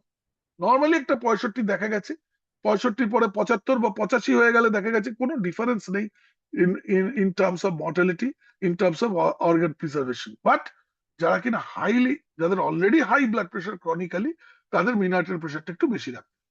মনে রাখবেন যদি ডায়াস্টোলিক ব্লাড প্রেশারটা লেস দ্যান 40 হয়, সেপসিস ক্যাম্পেইন বলেছে আগে 30 ml per KG per hour for 3 hours দাও ফ্লুইড, তারপরে যদি বিপি না আসে তখন শুরু করো নন অ্যাড্রিনালিন, ব্যাপারটা তা নয়। আমার ডায়াস্টোলিক ব্লাড প্রেশার কম, অলরেডি পেরিফেরিতে আর্টারি গুলো ডাইলেট করে বসে আছে, চল ওখানে গিয়ে বসে যাচ্ছে সব ফ্লুইডস, আমি যতক্ষণ না ওটাকে কন্ট্রাক্ট করবো ওটা তো উপরে আসবেই না। তো সেই জন্য আমার হয়তো সাইমেন্টালিয়াসলি অনেক তাড়াতাড়ি হয়তো নন অ্যাড্রিনালিন শুরু করতে হতে পারে। আমি ওই 30 ml পার কেজি দেবো তারপরে করব, এই কনসেপ্টটাতে মাথা থেকে বের করে দেওয়া better. I have to see my diastolic blood pressure simultaneously, maybe after sometimes only, not after 3 hours, 1 hour, 2 hour, I have to start my vasopressors. এবার ডোপামিন কখন দেব? ডোপামিন, ডোপামিন কিন্তু ভেসোপ্রেসার না, এটা কিন্তু আয়োনোট্রপ, এটা কার্ডিয়াক কন্ট্রাক্টিলিটি বাড়াবে। কিন্তু মনে রাখবেন কন্ট্রাক্টিলিটি বাড়ানোর সাথে সাথে এটা পেরিফেরিতে ডাইলেটেশনও করে।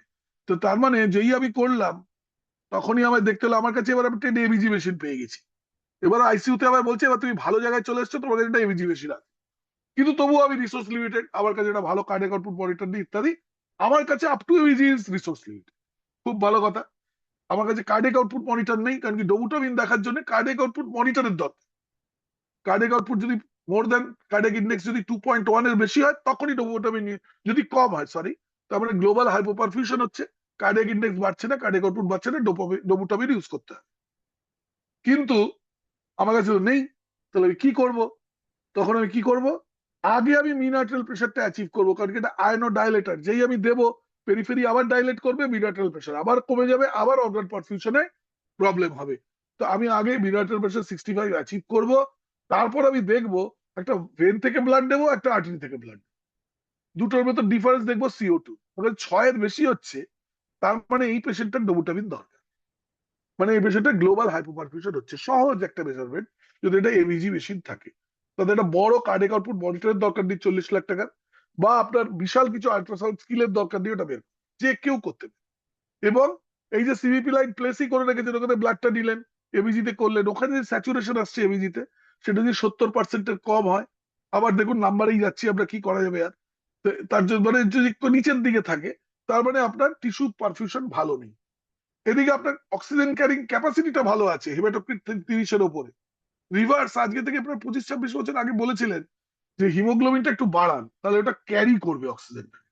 এখন নতুন কনসেপ্ট হচ্ছে 7 থেকে 9-এর ভেতর রাখুন, কিন্তু আমার তো এখনো মনে হয় হিমোগ্লোবিনটা যদি বেড়ে থাকে তাহলে অক্সিজেন ক্যারিং ক্যাপাসিটিটা একটু বাড়বে, তাই 10-এর পাশাপাশি যদি হিমোগ্লোবিন থাকে is the optimal to carry the oxygen to the tissues.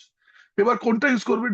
Dopamine ছাড়াও রয়েছে লিভোসিমেন্ডান আছে, ডোবুটামিন রয়েছে, ডোপামিন ছাড়াও লিভোসিমেন্ডান, মিলরিনন রয়েছে। এবার পেশেন্টের পালমোনারি হাইপারটেনশন বা পেশেন্ট যদি বিএনপিটা খুব রেস থাকে, ফেলিয়ার থাকে, তাহলে আমরা মিলরিনন ইউজ করি।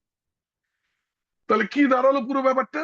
পুরো ব্যাপারটা এটাই দাঁড়ালো যে যদি প্রিলোড আপনি ডায়াগনোসিস করলেন পালস প্রেশার, জাস্ট পালস প্রেশারটা দেখে, আর কিছু করার দরকার নেই। পালস প্রেশারটা দেখে করুন এবং মিন আর্টারি প্রেশার দেখুন কত আছে, 65 এর নিচে আছে কিনা। বিভিন্ন জিনিস দেখতে পারেন, পারফিউশন ইন্ডেক্স, পিভিআই, ইনফিয়া ভেনা কাভা ইত্যাদি দেখতে পারেন। কিন্তু এটা দেখে আপনি ফ্লুইড দিন, নর্মাল স্যালাইন বা ব্যালেন্স সল সলিউশন। ডায়াস্টোলিক ব্লাড প্রেশারটা দেখুন লেস দ্যান 40, বেশি দেরি করবেন না, নন অ্যাড্রিনালিন শুরু করে দিন। এদিকে আপনি পালস দেখলেন, জেভিপি দেখলেন, সিবিপি দেখলেন, ডেল্টা CO2 দেখলেন অনেক বেড়ে আছে, মানে আর্টারি ভেনাসের CO2 ডিফারেন্স, ডোবুটামিন শুরু করে দিন। টিস্যু পারফিউশনটা খুব সহজে, ইউরিন আউটপুট বা ক্যাপিলারি রিফিল টাইম যেটা বললাম, জাস্ট চেপে দিন হাতটাকে, দেখুন 3 সেকেন্ডের বেশি সাদা থেকে লাল হচ্ছে কিনা, 3 সেকেন্ডের কম মানে ক্যাপিলারি রিফিল টাইম খুব ভালো।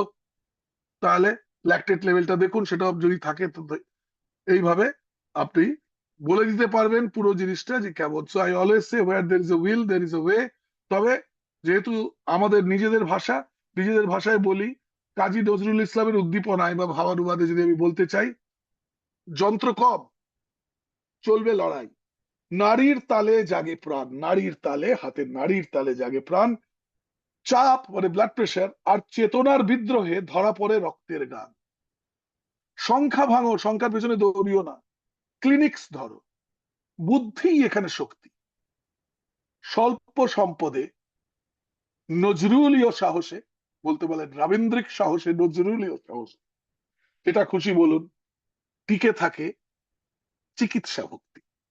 ধন্যবাদ, অনেক ধন্যবাদ আমাকে শোনার জন্য।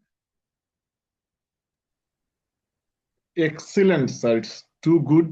এটা মানে কানের জন্য, মনের জন্য, মাথার জন্য, ব্রেনের জন্য সব মিলিয়ে স্যার এটা অসাধারণ প্রেজেন্টেশন। আমি স্যার কোশ্চেন নেওয়ার আগে আমি আমার আজকের সম্মানিত chairperson professor Pradip Kumar Dutta sir, আপনারা যদি একটু ভিডিওটা অন করেন, আমরা আপনাকে একটু দেখি, আপনিও আমাদের মঞ্চ একটু আলোকিত করেন, আমিও নিজেকে একটু চেহারাটা দেখাই। স্যার আপনার কাছে আগে একটু শুনি, তারপরে স্যার আমি একটু, আপনার যদি কোনো কোশ্চেন থাকে স্যার আপনিও কোশ্চেন করতে পারেন, কারণ আমি তো জানি আপনি এখনো নিজেকে স্টুডেন্টই ভাবেন। হ্যাঁ, তো আমি আপনাকে দেখে দেখে আমি ওইটাই শিখছি, নিজেকে স্টুডেন্ট ভাবা, ওটাই ভাবতে চাই। স্যার আপনার যদি কোনো কোশ্চেন থাকে, বা আমি আপনার আগে সেশনটার উপরে আপনার কমেন্ট শুনবো, আপনার কিছু জানার থাকলে এটাও শুনবো, তারপর স্যার আপনি কিছু অ্যাড করতে চাইলে এটাও শুনবো, তারপর স্যার আমরা একটু অডিয়েন্সের কাছে যাব। ধন্যবাদ doctor Chatterjee for your nice presentation. এত সুন্দর বাংলায় বলা দ্বারা খুব ভালোভাবে আত্মস্থ করতে পারা গেছে। ভেরি বিউটিফুল লেকচার এটা। প্রেজেন্টেশনের ডিজাইন এত সুন্দর, the step by step approach in every slide is very nice to hear. আচ্ছা স্যার, আমার একটা প্রশ্ন আমার কাছে, যে আমরা কি আগে থেকে ধরুন পেশেন্টের ব্রেইনে কোনো সমস্যা হচ্ছে কিনা ক্লিনিক্যালি ধরতে পারবো কিনা? হুম। যেমন ধরেন আপনার, এখন আমরা যেমন যে বিভিন্ন স্কেল ইউজ করি, এরকম কোনো স্কেল আছে কিনা যেটা দিয়ে ব্রেইনের কিছু ধরা যায় কিনা, ইসিএস বাদে? জিসিএস টা এই যে বিভিন্ন আই দেখো, মোটর দেখো, বারবেল দেখো, এগুলো গুনতে গুনতে শেষ। তো অন্য কোনো দেখুন, এরকম যেরকম সোজা আহ, দেখালেন, এরকম এখন কোনো যে সোজা অবস্থা, হ্যাঁ সহজ ভাবে যদি বলি, আপনিও জানেন আমরাও জানি, যখন পেশেন্ট আমার কাছে এলে হাত নাই, আমাদের কাছে কিছুই নেই, চোখ রয়েছে, একটা পেশেন্টের যদি একটা কমপ্লিট নিউরোলজিক্যাল এক্সামিনেশন করা যায় খুব শর্টে, তাহলে আমরা বলে দিতে পারবো তার ব্রেনের সমস্যা আছে কিনা, কোনোটা হেমিপ্লেজিয়া হয়েছে কিনা। আমরা তো ভুলে যাচ্ছি না এসব। এখন আমরা জিসিএস টা ডেফিনেটলি একটা খুব ভালো সাইন এটা দেখার জন্য, একটা খুব ভালো হিস্ট্রি যদি আমরা নিই, জিজ্ঞাসা হ্যাঁ, করি অধিকাংশ সময় পেরিফেরি থেকে পেশেন্টরা পয়জন খেয়ে এসছে বা প্রচন্ড ডিহাইড্রেটেড রয়েছে, পিছন ডায়রিয়া হচ্ছে, সেখান থেকে একটা একটা একটা এতে চলে অবসাদ বোধে চলে গেছে, বা একটু সেমি কনসিয়াস স্টেজে চলে গেছে, তারপরে ইলেকট্রোলাইট ইমব্যালেন্স হচ্ছে। এবার হয়তো সে হাইপারটেনসিভ পেশেন্ট, বললো যে হঠাৎ করে বসে খাবার খাচ্ছিল, দুরুম করে পড়ে গেছে, তারপরে একটা হ্যামারেজ হয়েছে। বললো ব্লাড প্রেশার হচ্ছে, 2-3 দিন ধরে দেখছি মাঝে মাঝে চক্কর আসছিল, চক্কর আসছিল, আজকে হঠাৎ করে দেখতে পাচ্ছি একটা সাইড গেছে, তার মানে কি এটা একটা ইনফেকশন হয়েছে। বললো না, আমি যাচ্ছিলাম বাথরুমে, যেতে গিয়ে টুক করে মাথায় একটু লাগলো, বয়স্ক লোক, কিছু বুঝতে পারছি না, 2 দিন পর দেখছি হঠাৎ করে মাথা চক্কর খাচ্ছে, অজ্ঞান হয়ে গেছে, এটা সাবডুরাল হ্যামারেজ হয়েছে। খুব সহজ ভাবে আমরা একটা সহজ হিস্ট্রি নিয়ে অর্ধেক জিনিস বলে দেওয়া যায়। হ্যাঁ, এখন এআই এর জমানা দাদা, এখন যাক যে সিমটম গুলো দিয়ে এআই আগের থেকেই প্রেডিক্ট করে দিচ্ছে যে এর ব্রেনে প্রবলেম হতে পারে। এবার আমরা আল্ট্রাসাউন্ড দিয়ে দেখলাম, ছোট্ট করে একটা অপটিক নার্ভ শিট ডায়ামিটার আছে, ওটা দেখা যেতে পারে, দেখে বলে দিতে পারি এর ইডিমা আছে মাথায়। হ্যাঁ না, এবার ইডিমা আছে কি না এটা আমরা আগে করতাম কি অপথ্যালমোস্কোপ করে করতাম, এখন অপথ্যালমোস্কোপ করার সময় মানুষের নাই। হ্যাঁ, এখন হচ্ছে আউটডেটেড। এখন বসাতে হবে কি না আল্ট্রাসাউন্ড, সেটা দেখাবে size of the optic nerve, সেটা যেই দেখবে ওটা বেড়ে যাচ্ছে মোর দেন 5.6 5.7, বলছে এটা খুব ভালো, এ ব্রেনে ইডিমা আছে। তো এইভাবে আমরা দু একটা ইনভেস্টিগেশন, এছাড়া আমরা আরো করতে পারি, অনেক কিছু করা যেতে পারে, ইন্ট্রাক্রেনিয়াল আল্ট্রাসাউন্ড করা যেতে পারে, সেখান থেকে এমসিএ টেরিটরি দেখা যেতে পারে, সিটি স্ক্যান দেখে আমরা বলে দিতে পারছি, তো রয়েছে। কিন্তু এটা যদি সহজ হিস্ট্রি দেওয়া যায়, আমার মনে হয় সহজ ভাবে মানুষকে জিজ্ঞাসা করা যায়, 99% জিনিস এখনো আমরা ডায়াগনোসিস করতে পারবো, এটা আমার মনে হয়। আরেকটা জিনিস হলো স্যার, আমরা যে আমার যেমন আমি আজকে আমি একটা রোগী দেখতেছিলাম, এটা ট্রান্সপ্লান্টের রোগী। পেশেন্টের একটা হিস্ট্রি দিচ্ছিল যে উনি তো ইমিউনোসাপ্রেসিভ খাচ্ছে, তো একটু একটু করে বমি স্টার্ট হয়ে গেল তার। তো বমি হুম, এসে পেশেন্ট খুব উইক হয়ে গেল, উঠতে পারতেছে না, নড়তে পারতেছে না। তো এই হুম, পেশেন্ট হ্যাঁ, আমি তো ইলেকট্রোলাইট করলাম, এমন অবস্থা যে রিসোর্স লিমিটেড কান্ট্রিতে, যে বিদেশে যেখানে আপনি ইলেকট্রোলাইট করলে হয়তো ঘন্টাখানিকের মধ্যে রিপোর্টটা পেয়ে যান, এখানে সকালে রিপোর্ট দিলে হুম। পাওয়া যাবে সন্ধ্যার সময়, অথবা তারপর হ্যাঁ দিনে সেই। পাওয়া যাবে, তারপর দিনে পাওয়া যেতে পারে।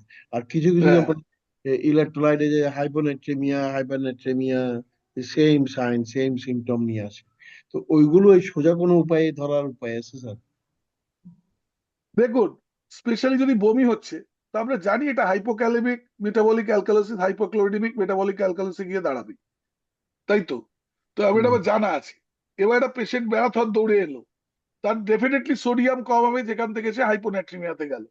এবার এই লোকটার হাইপোন্যাট্রিমিয়াটা হাইপোভলিমিক, কম জলের জন্য, আইসোভলিমিক, নাকি হাইপার ভলিমিক?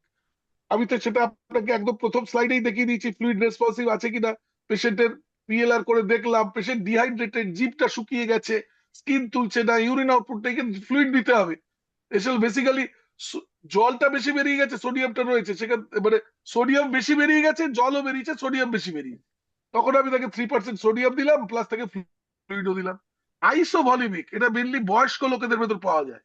ছোট্ট একটুখানি কাশি হচ্ছে, জ্বর আসেনি, কাশি হলো, বেসিক্যালি একটা নিউমোনাইটিস হয়েছে। আজকে নিউমোনাইটিস প্রেজেন্টেশন বয়স্ক লোকেদের জ্বর দিয়ে হয় না, শ্বাসকষ্ট দিয়ে হয় না, খুক খুক করে কাশছে, তারপরের দিন সকালবেলা উঠে দেখলাম আনরেসপন্সিভ। কি হয়েছে? হাইপোনাট্রিমিয়া। আইসোভলিমিক, এটা হচ্ছে syndrome of inappropriate ADH secretion থেকে হয়, আইসোভলিমিক। এবার এইখানে কিন্তু নাম আইসোভলিমিক, কিন্তু basically it is hyponatremia without edema লেখা আছে, দেখবেন হ্যারিসনে। অর্থটা কি? অর্থটা হচ্ছে there is some amount of fluid accumulation, not enough to cause edema।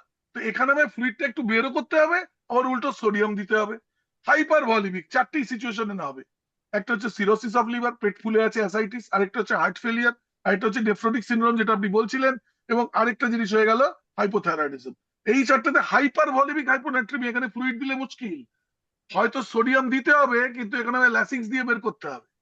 এবার আপনাদের সবার জন্য, যারা যারা শুনছেন তাদের জন্য বলি, অনেক সময় দেখবেন ল্যাসিক্স দিয়ে আমরা ভাবি ইউরিন করিয়ে দেবো, খুব ভালো হয়ে যাবে। এবার দেখবেন অনেক নেফ্রোলজিস্ট অনেক এসে বললেন ল্যাসিক্স বা ডাইটর শুরু করো, অ্যালবুমিন দাও, অ্যালবুমিন প্লাস ডাইটর। এবার আমরা কেন দিই? ল্যাসিক্সটা ক্যারি করে হাইপো অ্যালবুমিনিয়ামে, ল্যাসিক্স যায় না কিডনি অব্দি, তো ওটাকে অ্যালবুমিন ক্যারি করে নিয়ে যায়। ওটা বেসোলেটারাল সাইড অফ দ্য মেমব্রেনে যায়, সেখান থেকে ভেতরে সিক্রিট হয় টিউবুলের ভেতরে, সেইখানে ওকে অপোজ করে অ্যাসিডোসিস আর আপনার সেফালোস্পোরিনস। এবার এগুলো সব পেশেন্টে চলছে, ল্যাসিক্স কাজ করে না। এবার যেই ল্যাসিক্স শুরু হলো কাজ করা, ইউরিন আউটপুট শুরু হলো, কিছুক্ষণ পর দেখলেন ইউরিন আউটপুট বন্ধ। কি ব্যাপার? ওটা কাজ করছিল লুপ অফ হেনলিতে, নিচে কালেক্টিং রাখতে বসে আছে, ওরা বলছে আচ্ছা মজা, তুই বেটা সোডিয়াম বের করে দিবি, আমি সোডিয়াম অ্যাবজর্ব করে দেবো। তখন RSS system, synthetic number system, SNS system, ADH, এগুলো সব অ্যাক্টিভ হয়ে গিয়ে সোডিয়াম অ্যাবজর্ব করে নেবে। কিছুদিন পর, এটা এক দুদিন পর, ওরা নিজেই মোটা হয়ে যাবে, নিজে মোটা হয়ে নিজে, এটা তো কিছু ফিজিওলজিক্যাল হলো, তারপরে ওরা স্ট্রাকচারাল চেঞ্জ করে দেবে।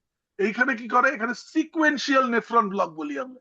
ল্যাসিক্স এর সাথে তখন আমাকে একটুখানি থায়াজাইড ডায়োরেটিক দিতে হয়, সো দ্যাট ওটা ডিস্টাল এতে গিয়ে, বেটোলাজ থায়াজাইড ডায়োরেটিক ডিস্টাল এতে গিয়ে ওটাকে আটকায়। This is sequential blockage. এত কিছু মেকানিজম হচ্ছে বডির ভেতরে। তাই অনেক, যদি আমি ল্যাসিক্স দিচ্ছি হাইপারনাট্রিমিয়াতে, হাইপোনাট্রিমিয়াতে সরি, সেটা হয়তো কাজ করছে না, তখন আমাদের সিকোয়েন্সিয়াল ব্লকেজে যেতে হবে। বমি হচ্ছে পেশেন্টের, ডায়রিয়া হচ্ছে, রিঙ্গাল ল্যাকটেট দিয়ে ম্যানেজ করছি, জানি পটাশিয়াম পড়বে, এটা টেস্ট করার জন্য ওয়েট করার দরকার নেই। অনেকের হয়তো দেখা গেল পাটা, দুটো পা একটা প্যারালাইসিস হয়ে গেল, বেসিক্যালি হাইপোক্যালেমিক পিরিয়ডিক প্যারালাইসিস, ওটা অনেক সময় হয়ে যায়। এটা প্যারালাইজ হয়ে গেল, উইক হয়ে গেল পেশেন্ট, কথাবার্তা বলতে পারছে না, ইলেকট্রোলাইট ইমব্যালেন্স। বমি টমি হলে সোডিয়াম, এই পটাশিয়ামটা মেনলি কমবে, তো আমায় দিতেই হবে। তো এইভাবে ক্লিনিক্যালি আমরা অনেক কিছু জাজ করতে পারি আর কি। আমি আমরা স্যার দু একটা জিনিস আমরা স্টুডেন্টদের পড়াতাম আর কি, যেমন হচ্ছে শক ইন্ডেক্স। হ্যাঁ এটা হ্যাঁ এটাও কিন্তু ক্লিনিকের একটা হ্যাঁ, খুব দুনিয়াতে সুন্দর জিনিস, আমি এটা বলিনি, শক ইন্ডেক্স খুব দারুণ জিনিস, স্পেশালি একটা, গাইনিক লোকেজন শক ইন্ডেক্সটা খুব ইউজ করে। তো হ্যাঁ যে এটা একদম ইজি, হ্যাঁ হার্ট রেট কে সিস্টেমিক ব্লাড হ্যাঁ, প্রেশার দিয়ে ভাগ করে দিয়ে 0.7 এর একদম বেশি। একদম ঠিক কথা। আমি আমার ওটা বলা উচিত ছিল, আপনি একটু বলে দেন। এটা হলো ওই যে হার্ট রেট কে সিস্টেমিক ব্লাড প্রেশার দিয়ে ভাগ হ্যাঁ করার পরে নর্মালি এটা 1 থাকে, হয়তো 1 এর হ্যাঁ বেশি হবে। যদি এটা 0.7 এর হ্যাঁ নিচে চলে যায়, এটাকে আমরা শক হিসাবে হ্যাঁ, তো খুব ধরে সহজ, নিতে পারি। হার্ট সিস্টোলিক হ্যাঁ blood pressure divided by heart rate, তাই না? হার্ট হ্যাঁ রেট হ্যাঁ divided by systolic blood pressure, heart rate sorry. Divide by এটা সিস্টেমিক ব্লাড প্রেশার। হ্যাঁ, এটা এটা এটা একটা যদি 0.1 এর বেশি হচ্ছে, এটা যদি কমে 1 নিয়ে এর বেশি থাকছে হলে এটা নর্মাল, 0.7 এর হ্যাঁ, নিচে গেলে এটা শক তো বুঝাবে এই আমাকে। ধরনের আমরা অনেক জিনিস দেখি, দেখতে পারি। এটা আবার মডিফাইড শক ইন্ডেক্সও কিছু জিনিস চলে এসছে, এজ হ্যাঁ অ্যাডজাস্টেড শক ইন্ডেক্স আছে, এর অনেক ডেরিভেশন আসছে। এবং স্পেশালি এআই এর জমানায় কিছুদিন পর দেখতে পাবেন, অলরেডি চলে এসছে প্রেডিকশন টুলস, প্রেডিকশন আপনাকে ইকুয়েশন। 15-20 মিনিট আগে বলে দেবে আপনার হাইপোটেনশন হতে চলেছে। হুম। কিছু কিছু ইন্ডেক্স দিতে হবে, কিছু কিছু মনিটরস আসছে, তারা আগের থেকে আপনি ভবিষ্যৎবাণী করে দেবে জ্যোতিষীর মতন, দাদা এবার আপনি গেলেন 15 মিনিট পর আপনার ব্লাড প্রেশার ফল করবে। তো এই জিনিস চলে আসছে।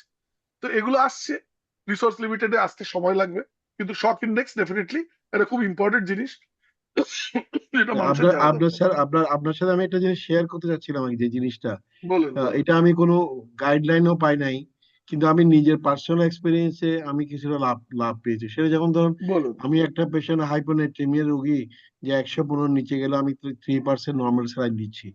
এখন আমি হুম, তাকে কদ্দুর দেবো নর্মাল স্যালাইন, কারণ আমি সোডিয়াম লেভেল যদি আজকে দিই, রিপোর্ট পাবো কালকে। তো আমরা যেটা করি, ধরেন 3% সোডিয়ামটা প্রথম 200-300 ml আমরা 15-20 ড্রপস দিয়ে তারপর মাইক্রোবুলেট দিয়ে চালাই। এটা কিন্তু কোনো বই তো আসে নাই, কোনো গাইডলাইনে পাই না, কিন্তু পরে দেখলাম দি রেসপন্স ইজ গুড, মানে there is less chance of hypernatremia, যে রিভার্সিবল যে ব্রেন ইনজুরি হয়ে যাচ্ছে, অসমোটিক ডিমাইলিনেশন সিনড্রোম হয়ে যাচ্ছে, এইটা প্রিভেন্ট করা যায়। আপনার এক্সপিরিয়েন্সটা কেমন স্যার এটাতে, যে আমরা কি হ্যাঁ না, মাইক্রোবুলেট দিয়ে পরে সামলাবো, নাকি আমরা অ্যাজ ইউজুয়াল ড্রপ মেনটেন করে যাব? দেখুন, what is your uh, experience? Uh, হ্যাঁ, আমরা মোটামুটি, আমি যেটা আমাদের পড়াই সেটা নর্মালি হাইপোনেট্রিয়া যখন হয়, তখন হুম ধরুন 120 কাউ রয়েছে, আমরা 130 পর্যন্ত কারেক্ট করি। আপনার কথাটা ঠিক, আমি হয়তো পাবো না, কিন্তু এবিজি মেশিন যদি থাকে সাথে সাথেই পাওয়া যায়, কিন্তু এখন আজকাল ধরুন পেলাম না, তখন তাহলে কি হলো, মোটামুটি দেখা গেছে আমি 10 থেকে 12 পার ডে, তার বেশি বাড়াবো না। মানে কারোর যদি 120 থাকে, আমি 130-এর বেশি, একদিনে 10-এর বেশি উঠবো না। তো এই ডিফারেন্সটা মোটামুটি 3% sodium, around 20-30 ml per hour করে যদি চালানো যায় ফর 25-30 আওয়ার্স, 20 আওয়ার্স এরকম, 90 ml করে, 90 ml পার আওয়ার পঁচিশ বলতেছেন? পঁচিশ পঁচিশ থেকে 25 ml, 30 ml, বেশি দেবেন 25 না, থেকে তখন 30 আপনার কাছে ml, তো হ্যাঁ। নাই। তা আমরা একটু আচ্ছা। স্লো দিতে আরম্ভ করলাম, এটা পেশেন্ট ড্রাউজি রয়েছে, কিছুক্ষণ পর দেখলাম 3-4 ঘন্টা পর 120-130 ml দেওয়ার পর পেশেন্টটা চোখ ফোক খুলতে আরম্ভ করেছে। তার মানে আমি সোডিয়ামটা রিপ্লেস করে দিয়েছি। আমার কাছে সোডিয়াম নেই মেজার করার অবস্থায়, আমি আমি আমি সোডিয়ামটা বন্ধ করি, 3% বন্ধ করে দিই।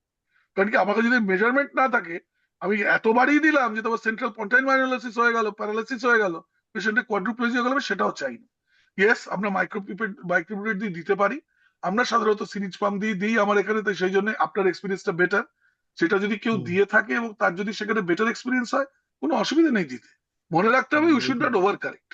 এবং একটা ভ্যাপটেন্স এসছিল বাজারে, এখনো আছে, টলিভ্যাপটেন সবাই ইউজ করে, আগে হ্যাঁ, ইউজ করা কনিভ্যাপটেন হয়। এসছিল, আইভি কনিভ্যাপটেন এসছিল, এটা আমরা তো ইউজও করেছি। সিআরটিআর অথবা এডিপিকেডি, এই হ্যাঁ, দুইটাতে আমরা তো মেইনলি সেটা ইউজ যারা করি আর কি। ক্রনিক্যালি যারা হাইপোনাট্রেমিক, তাদের টলিভ্যাপটেন ইউজ করতে পারা যেতে পারে, কিন্তু এগেন টলিভ্যাপটেন ওভার কারেক্ট করে, মোর দ্যান 10% ওভার কারেকশন হয়, সেই জন্য খুব সাবধান। টলিভ্যাপটেন মানে যে এলো সোডিয়াম তাকেই দিয়ে দিলাম, আর হাইপোভলিমিক হাইপোনাট্রিমিয়াতে ওই ড্রাগটা টাচ করবেন না, কারণ ডায়রিয়া হচ্ছে সেখান থেকে, হাইপোনাট্রিমিয়া সেখানে টলিভ্যাপটেন দিয়ে দিলেন, গেল পেশেন্ট। তো সেটা খুব সাবধান, অনলি আমরা নর্মোভলিমিক এন্ড আপনি হাইপারভলিমিক। গত গত সেশনে আমার যতদূর মনে পড়ে, আপনি ল্যাকটেট নিয়ে একটা বলছিলেন, যে ল্যাকটেট লেভেলটা যদি আমরা রেগুলারলি কাউন্ট করে যাই, যে ল্যাকটেট লেভেল কমে আসতেছে কিনা আগের চাইতে, যে 2 ml এর, তখন আমরা বুঝতে পারি যে টিস্যু পারফিউশনটাও ঠিক হচ্ছে এখানে, যেটা আপনি গতবার বলছিলেন, আমার যতদূর মনে পড়তেছে আর কি, আপনি তখন হ্যাঁ, বলছিলেন এটা। এইটা হুম, থেকে আমার হিমোটাইপ মনিটরিং এ কিছু কিছু বায়োমার্কার তো হেল্প করে, লাইক ল্যাকটেট বেস ডেফিসিট আর ইভেন হিমোগ্লোবিন, তাই না? তো এগুলোর কোনো রোল আছে কোন কোন কন্ডিশনে? যেমন আমি স্যার ডেফিনেটলি। বলি, আমি যেমন হ্যাঁ, ডেঙ্গুতে আমরা যেটা চিন্তা করি, যখন প্রেশারও কমে যায়, পালস প্রেশারটা ন্যারো হয়ে যায়, আমরা মনে করি যে ফ্লুইড দিলে বেটার হবে। এরকম কোনো ব্যাপার স্যাপার আছে নাকি স্যার এটা তো? ডেফিনেটলি ধরুন একটা ল্যাকটেট আবার বেড়ে আছে, 2-এর ওপরে আছে, এবার হুম 2-এর ওপরে 2.1 আছে। হ্যাঁ, এবার এই যে বললাম, আমরা আমরা এত বেশি নাম্বার ফলো করতে আরম্ভ করেছি, একটা পেশেন্ট নর্মাল বসে আছে। ইনফ্যাক্ট আমার কথাই ধরুন, আমি 1 বছর আগে হঠাৎ লেকচার দিতে দুরুম করে পড়ে যাই, আমার একটা একটা রয়েছে, একটা ওই ভেসোভেগাল অ্যাটাকের একটা সিমটম হয়েছে, সাথে সাথে গঙ্গারামে নিয়ে গেল, সব টেস্ট করে বলে সব ঠিক আছে, তো ল্যাকটেট 2.1, তো বলে মানে হয়েছে নাকি ও 2.1, আমি নিজে তো ঠিক বসে আছি রে মশাই। হ্যাঁ না? তো আমায় আমায় দেখতে হবে একটা পার্সপেক্টিভ। আমার পেশেন্টটা খুব সিরিয়াস রয়েছে, তার ল্যাকটেট 4-5, তখন ফ্লুইড রিসাসিটেশন করে ল্যাকটেটটা যদি 2 এর নিচে আসে, 3 এর কাছাকাছি চলে নিচের দিকে নামছে, তার মানে আমি ঠিক দিকেই আছি ল্যাকটেট। এছাড়া অন্যান্য মার্কার যেগুলো বেস ডেফিসিট ডেফিনেট, ওটাও খুব ইম্পর্টেন্ট একটা ফ্যাক্টর, যেটা যদি ওরা মেনশন করে না, কিন্তু খুব ইম্পর্টেন্ট। আবার যত কমে যাচ্ছে তত বেটার। আমি ফ্লুইড দিয়ে ব্যাপারটাকে, মেনলি ফ্লুইড দিয়েই ম্যানেজমেন্ট হয়ে যায়। আজকাল ওরা প্রোক্যালসিটোনিন ইউজ করছে অ্যান্টিবায়োটিক্স দেখার জন্য, তো স্টপ অ্যান্টিবায়োটিক্স। এগেন, অ্যান্টিবায়োটিক একটা খুব বড় টপিক। প্রোক্যালসিটোনিন যদি কম হয় তখন আমরা অ্যান্টিবায়োটিক স্টপ করি। কিন্তু এগুলো বিভিন্ন মার্কার, বায়োমার্কার, কিডনি বায়োমার্কার, আপনি আপনি যেহেতু নেফ্রোলজিস্ট, আমরা প্রচুর ইউজ করি। এনগ্যাল ইউজ করি আমার এখানে। কিন্তু এগেন, এনগ্যাল সেপসিসেও বাড়ে, একেআইও বাড়ে। এখন একটা নতুন এসছে, সেটা হচ্ছে tissue inhibitory metalloprotein multiplied by insulin like growth metalloprotein. Factor binding protein 7, এটা নেফ্রোচেক নামের। এইটা হচ্ছে একটা স্ট্রেস মার্কার। যেই আমাদের কিডনি স্ট্রেসে গেল, কিডনি খারাপ হয়নি, creatinine normal, urine output normal, কিন্তু স্ট্রেসে চলে গেছে, তখন সেলগুলো ডিভাইড করতে বন্ধ হয়ে যায়, মানে মাইটোসিসটা বন্ধ হয়ে যায়, তখন এই লেভেলটা বাড়ে। ইউরিনে যদি এটা লেভেল মোর দ্যান 0.3 হয়, তাহলে এই এগেন সেই নাম্বার, যাই হোক 0.3 তো একটু বাড়ে, ওপরের দিকে থাকে, তাহলে এই পেশেন্ট কিন্তু সিভিয়ার একেআই এ যাবে। কিন্তু মেশিনটার দাম কত? বেশি না, 10 লাখ টাকা। এক একটা টেস্টের দাম কত? আমাদের দেশে অন্তত 5 থেকে 6 হাজার টাকা। কটা লোক পারবে, কোথায় যাবে? পারবেন না। তো হয়তো, হ্যাঁ, হয়তো আমরা ক্রিয়েটিনিন, ইউরিন আউটপুট, এই দুটো এখনো ভেরি গুড বায়োমার্কার, যেগুলো কিডনি সম্পর্কে আমায় বলবে। তাই বায়োমার্কার অনেক আসছে। ইউরোপিয়ানসদের চোখ দিয়ে, চশমা দিয়ে যদি দেখতে যাই, তাহলে আমাদের আপনার দেশ আর চলতে পারবে না। যাবে ঢাকাতে, হুম। দিল্লিতে, বড় বড় শহরে, কলকাতা, ডেফিনেট শহরে বহু জায়গায় হয়, কলকাতায়, ব্যাঙ্গালোর, এখানে হয়, আপনাদের ঢাকাতে হয়, অনেক জায়গায় হয়। কিন্তু সাধারণ মানুষ কি সেখানে পৌঁছতে পারে? কটা লোক পারে না পায়, তো। সেটা দেখা পারে করতে না। হবে। Thank you very much sir, এটা সুযোগ পেলাম আপনার সাথে কিছু কথাবার্তা বলার জন্য। আশা করি আপনি আবার অনেক, আমাদের বিডি ফিজিশিয়ানের মাধ্যমে ডেফিনেটলি, আসবেন। আমি তো স্যার আমি সবসময়, স্যার হ্যাঁ 2-3টা বলেন। কোশ্চেন এইবার একটু নেই আমার স্যার, মনে হয় প্রশ্ন উত্তরে যাবে বোধহয় ও একটু অডিয়েন্সকে এখন একটু বোধহয়। সুযোগ দিই, কারণ হ্যাঁ। অডিয়েন্স আসলে আজকে সেশনটা নিয়ে খুবই এক্সাইটেড এবং দে আর ভেরি মাচ হ্যাপি। একজন একটা কোশ্চেন করছে, খুবই যদি একটু মনে হচ্ছে, মানে স্যার কোনটা বেশি ডেঞ্জারাস, ট্যাকিকার্ডিয়া না হাইপোটেনশন? যদিও কোশ্চেনটা ঠিক কমপ্লিট না, বাট ট্যাকিকার্ডিয়া স্যার, আমি তো হয়তো আমার সাথে একটা পেশেন্ট আসলো ট্যাকিকার্ডিক নিয়ে বা হাইপোটেনশন নিয়ে, বা স্যার কোনটাকে বেশি অগ্রাধিকার, বা এই ব্যাপারে কি স্যার কিছু বলবেন যে ইমার্জেন্সি কোনটা বেশি হতে পারে? খুব সুন্দর কোশ্চেন, জানেন, খুব মজার কোশ্চেন ব্যাপারটা। জি হ্যাঁ, স্যার। মানে ট্যাকিকার্ডিয়া বেশি ইম্পর্টেন্ট, হাইপোটেনশন বেশি? জি স্যার। এবার একটা পেশেন্ট ধরুন, এটা ঠিক এইভাবে তো বলা যায় না। এটা এটা হচ্ছে মেসি ভালো খেলে না রোনাল্ডো ভালো খেলে, এবার কার বাইসাইকেল কিকটা বেশি, দুটোই ভালো, ঠিক আছে। এখন ব্যাপারটা হচ্ছে, একটা পেশেন্ট একটা সুপ্রাভেন্ট্রিকুলার ট্যাকিকার্ডিয়া নিয়ে এলো, পেশেন্টের কোনো সিমটম নেই, সুপ্রাভেন্ট্রিকুলার ট্যাকিকার্ডিয়া, এটা ধরাই পড়লো না। একটা পেশেন্ট ট্যাকিকার্ডিয়া সুপ্রাভেন্ট্রিকুলার নিয়ে এলো, কিন্তু প্রচন্ড প্যালপিটেশন নিয়ে এলো, তখন সেটাকে আবার ট্রিট করতে হবে। সেই নর্মালি ট্যাকিকার্ডিয়া হাইপোটেনশন নিয়েই প্রেজেন্ট করে। একটা জিনিস, খুব সহজ জিনিস মনে রাখবেন, সিস্টোলিক ব্লাড প্রেশারের সাথে ব্লাড, এগুলো অ্যাকচুয়ালি অনেক সুন্দর জিনিস, আরো কয়েকটা ডিসকাস করা যায়। সিস্টোলিক ব্লাড প্রেশারে হার্ট রেটটা মাল্টিপ্লাই করে দিন। এটা যদি 18,000 20,000-এর বেশি না যাচ্ছে, আপনার পেশেন্ট ফেলিয়ারে যাবে না। একটা পেশেন্ট 60 ব্লাড প্রেশার নিয়ে এলো, প্রচন্ড ইম্পর্টেন্ট, তাকে হাইপোটেনশনটা বেশি ইম্পর্টেন্ট, তা তো ট্যাকিকার্ডিয়া হবেই, কম্পেনসেট করছে ও। যেই আপনার হাইপোটেনশন হলো, স্ট্রোক ভলিউমটাকে কম্পেনসেট কি করবে? ট্যাকিকার্ডিয়া। এবার যদি ট্যাকিকার্ডিয়া না হয়ে ব্র্যাডিকার্ডিয়া উইথ হাইপোটেনশন হয়, সেটা একটা খুব চিন্তার ব্যাপার। সেই জায়গাটাকে আপনাকে ব্লাড প্রেশারটাও একটু বাড়াতে হবে, তার সাথে একটু হার্ট রেটটাকেও বাড়াতে, সেই জন্য সেখানে ডোপামিন ইউজ করে। এবার ট্যাকিকার্ডিয়া, ভেন্ট্রিকুলার ট্যাকিকার্ডিয়া এলো, প্রচন্ড ডেঞ্জারাস। সেখানে হয়তো ব্লাড প্রেশার নর্মাল থাকতে পারে। কি সুবিধে? ভেন্ট্রিকুলার ট্যাকিকার্ডিয়াতে নর্মাল ব্লাড প্রেশার আপনি, you can treat with a drug like amiodarone. কিন্তু ভেন্ট্রিকুলার ট্যাকিকার্ডিয়া সাধারণত হাইপোটেনশন দিয়ে আছে, তখন আপনাকে শক লাগাতে হবে, তখন আবার ড্রাগ দিলে হবে না, অ্যামিওটেরল দিলে একেবারেই শেষ।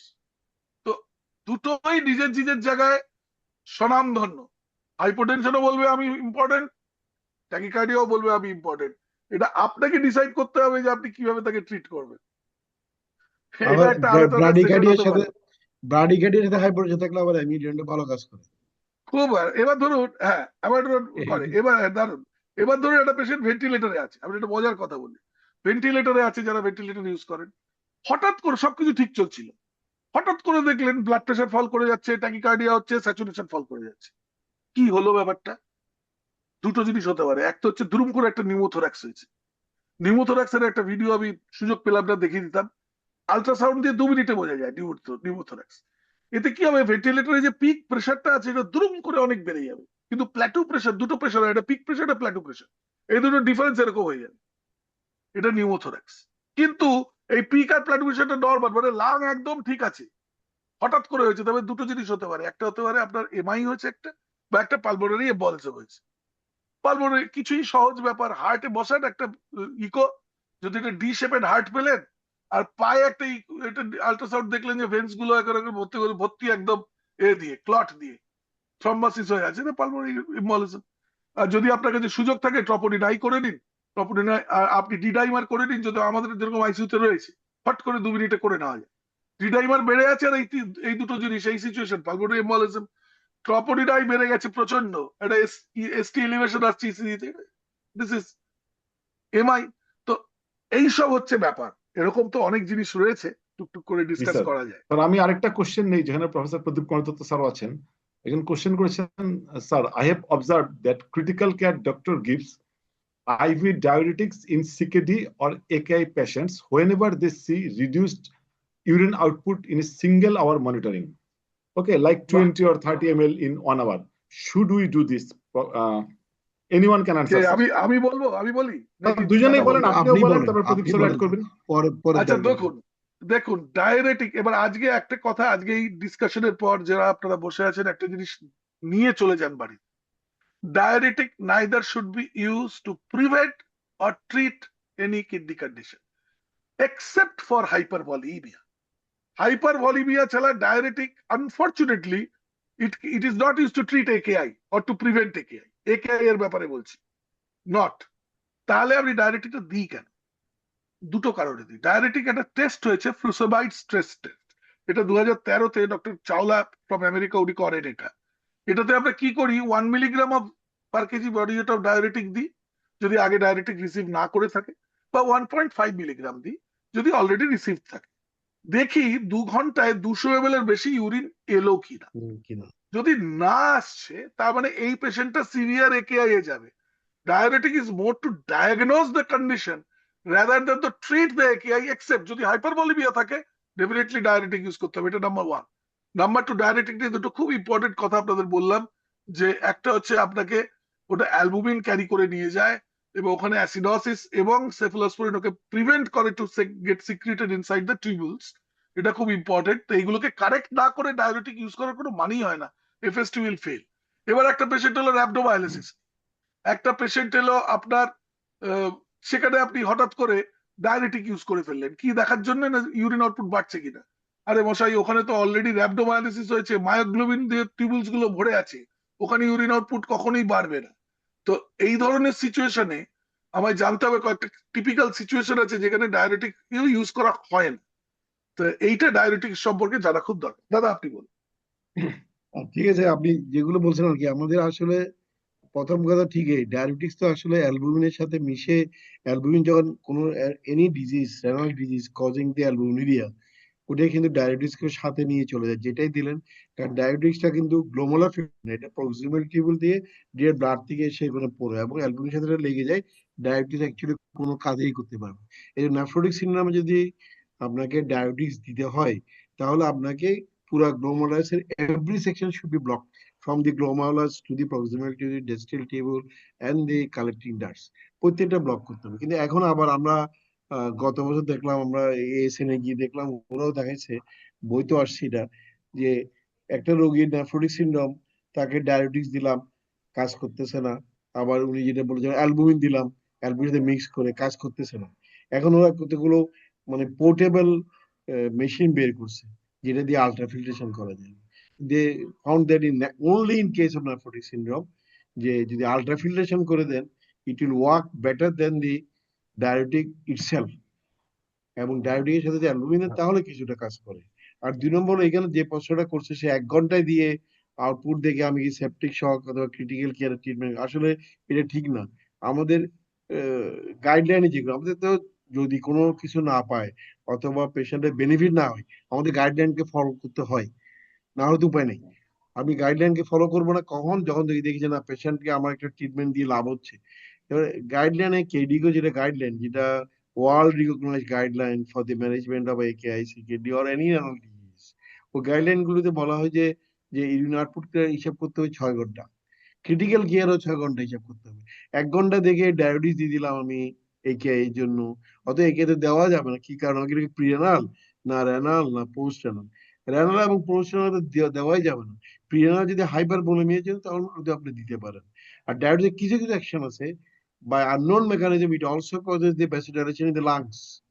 তো এই জন্য পালমোনারি vasodilation কিছুটা হেল্প করে ডায়াবেটিক্সে, একদম যে হেল্প করে না ওইটাও বলা যায় না আর কি। তবে সোললি ডায়াবেটিস দিয়ে আপনি একেআই সিকেডি ট্রিটমেন্ট করবেন এটা কিন্তু কোনো জায়গায় বলা হয় না। আর সিকেডি তো আপনাদের ফিল্ট্রেশন হচ্ছে না, গ্লোমারুলার ফিল্ট্রেশন নাই, ব্লাড দিয়ে যা আসে আসতেছে প্রক্সিমাল টিউবুল দিয়ে, তো ওটা দিয়ে তো আপনার ডায়াবেটিস কাজ করবে না। এই জন্য সিকেডিতে অনেক অনেক বেশি বলা হয় যে অনেক সময় 2 গ্রাম ডায়াবেটিস দিতে হয়, লেসিস দিয়ে ফেলতে হয়। এই জন্য ডায়াবেটিস সবসময় আন্দাজে একটা ইউজ করাটা ঠিক না আর কি। স্যার লাস্ট 2টা কোশ্চেন নেই, নিশ্চয়ই। যেহেতু আমাদের ফিজিশিয়ানরা কোশ্চেন করেছেন স্যার। স্যার একজন একটা কোশ্চেন করেছেন, স্যার রোগীর বয়স 60 বছর, পুরুষ 3 বছর আগে পিসিআই করা, বারবার হাইপারটেনসিভ আর্জেন্সি প্রতি মাসে 1 থেকে 2 বার, তার বুকে কোনো ব্যথা নেই। আচ্ছা, এক্ষেত্রে পরবর্তী ইভালুয়েশন কিভাবে করব? ওকে, আমরা কি কিডনি রিলেটেড চিন্তা করব? আবারও কি এনজিওগ্রাম জরুরি? প্রফেসর প্রদীপ দত্ত স্যার। হ্যাঁ, এটা তো আমাদের তো আসলে জানতে হবে হাইপারটেনসিভ ইমার্জেন্সি, হাইপারটেনসিভ আর্জেন্সি কিন্তু ডিফারেন্ট থিংস। হাইপারটেনসিভ ইমার্জেন্সিটা হলো, আমি আমি মনে রাখার জন্য বলি, সবসময় এটা হলো রোগীকে ইমার্জেন্সি না কিন্তু ভালো হবে না। That means the patient should be given the IV anti hypertensive. আর হাইপারটেনসিভ আর্জেন্সি কিন্তু তা না, রোগীর প্রেশার অনেক বেশি, ডায়াস্টোলিক মেবি 130, কিন্তু তার ইমার্জেন্সি কোনো ট্রিটমেন্ট দরকার নাই। তার আসলে ট্রিটমেন্টটা আমরা বিভিন্ন ওরাল ড্রাগ দিয়েও আমরা দিতে পারি আর কি। কিন্তু ওর বুকে ব্যথা নাই, এটা আমাদেরকে প্রথমে যে কোনো রোগী যার একবার কার্ডিয়াক আপনার ইন্টারভেনশন হয়েছে তাকে কার্ডিয়াক রোলটা এক্সক্লুড করতে হবে। কারণ কোনো রোগী মারা গেলে কিডনির জন্য মারা যায় না, হার্টের জন্য মারা যায় হঠাৎ করে যদি মারা যায়। তাহলে আমাদের এটাকে হার্টটাকে আবার ইভলিউট করতে হবে, ইভেন ইমে রিকোয়ার দিয়ে রিপিটেড এনজিওগ্রাম। তো অনেক ক্ষেত্রে রোগীর বয়স যদি বেশি হয়ে যায় অথবা রোগীর বয়স যদি কম থাকে, দুই ক্ষেত্রে two extremes, more than 60 or below the 40, আমরা একদম ইনভেসিভ এনজিওগ্রামে না গিয়ে আমরা সিটি এনজিওগ্রামে যেতে পারি, যেটা দিয়ে আমি প্রিলিমিনারি একটা বুঝে ফেলতে পারলাম যে এদিকে আবার রিকারেন্ট কোনো কার্ডিয়াক ডিজিজ হচ্ছে কিনা, ওটা যেতে হবে। তারপর হাইপারটেনসিভ আর্জেন্সি যেগুলো, এগুলো সেকেন্ডারি কজ গুলো চাইতে প্রাইমারি কজটাকে কিন্তু আমরা অনেক সময় সেটা কি, সেটা হলো মানে পেশেন্টের ড্রাগটা ঠিকভাবে নিচ্ছে না, এটা প্রথমে এক্সক্লুড করতে হবে। পেশেন্টের ডায়েটটা ঠিকভাবে নিচ্ছে, সে লবণ খাচ্ছে এদিকে আবার অ্যান্টিডায়াবেটিসিও খাচ্ছে, পেশেন্ট ঠিক মতো লাইফ স্টাইলটা চেঞ্জ করতেছে না।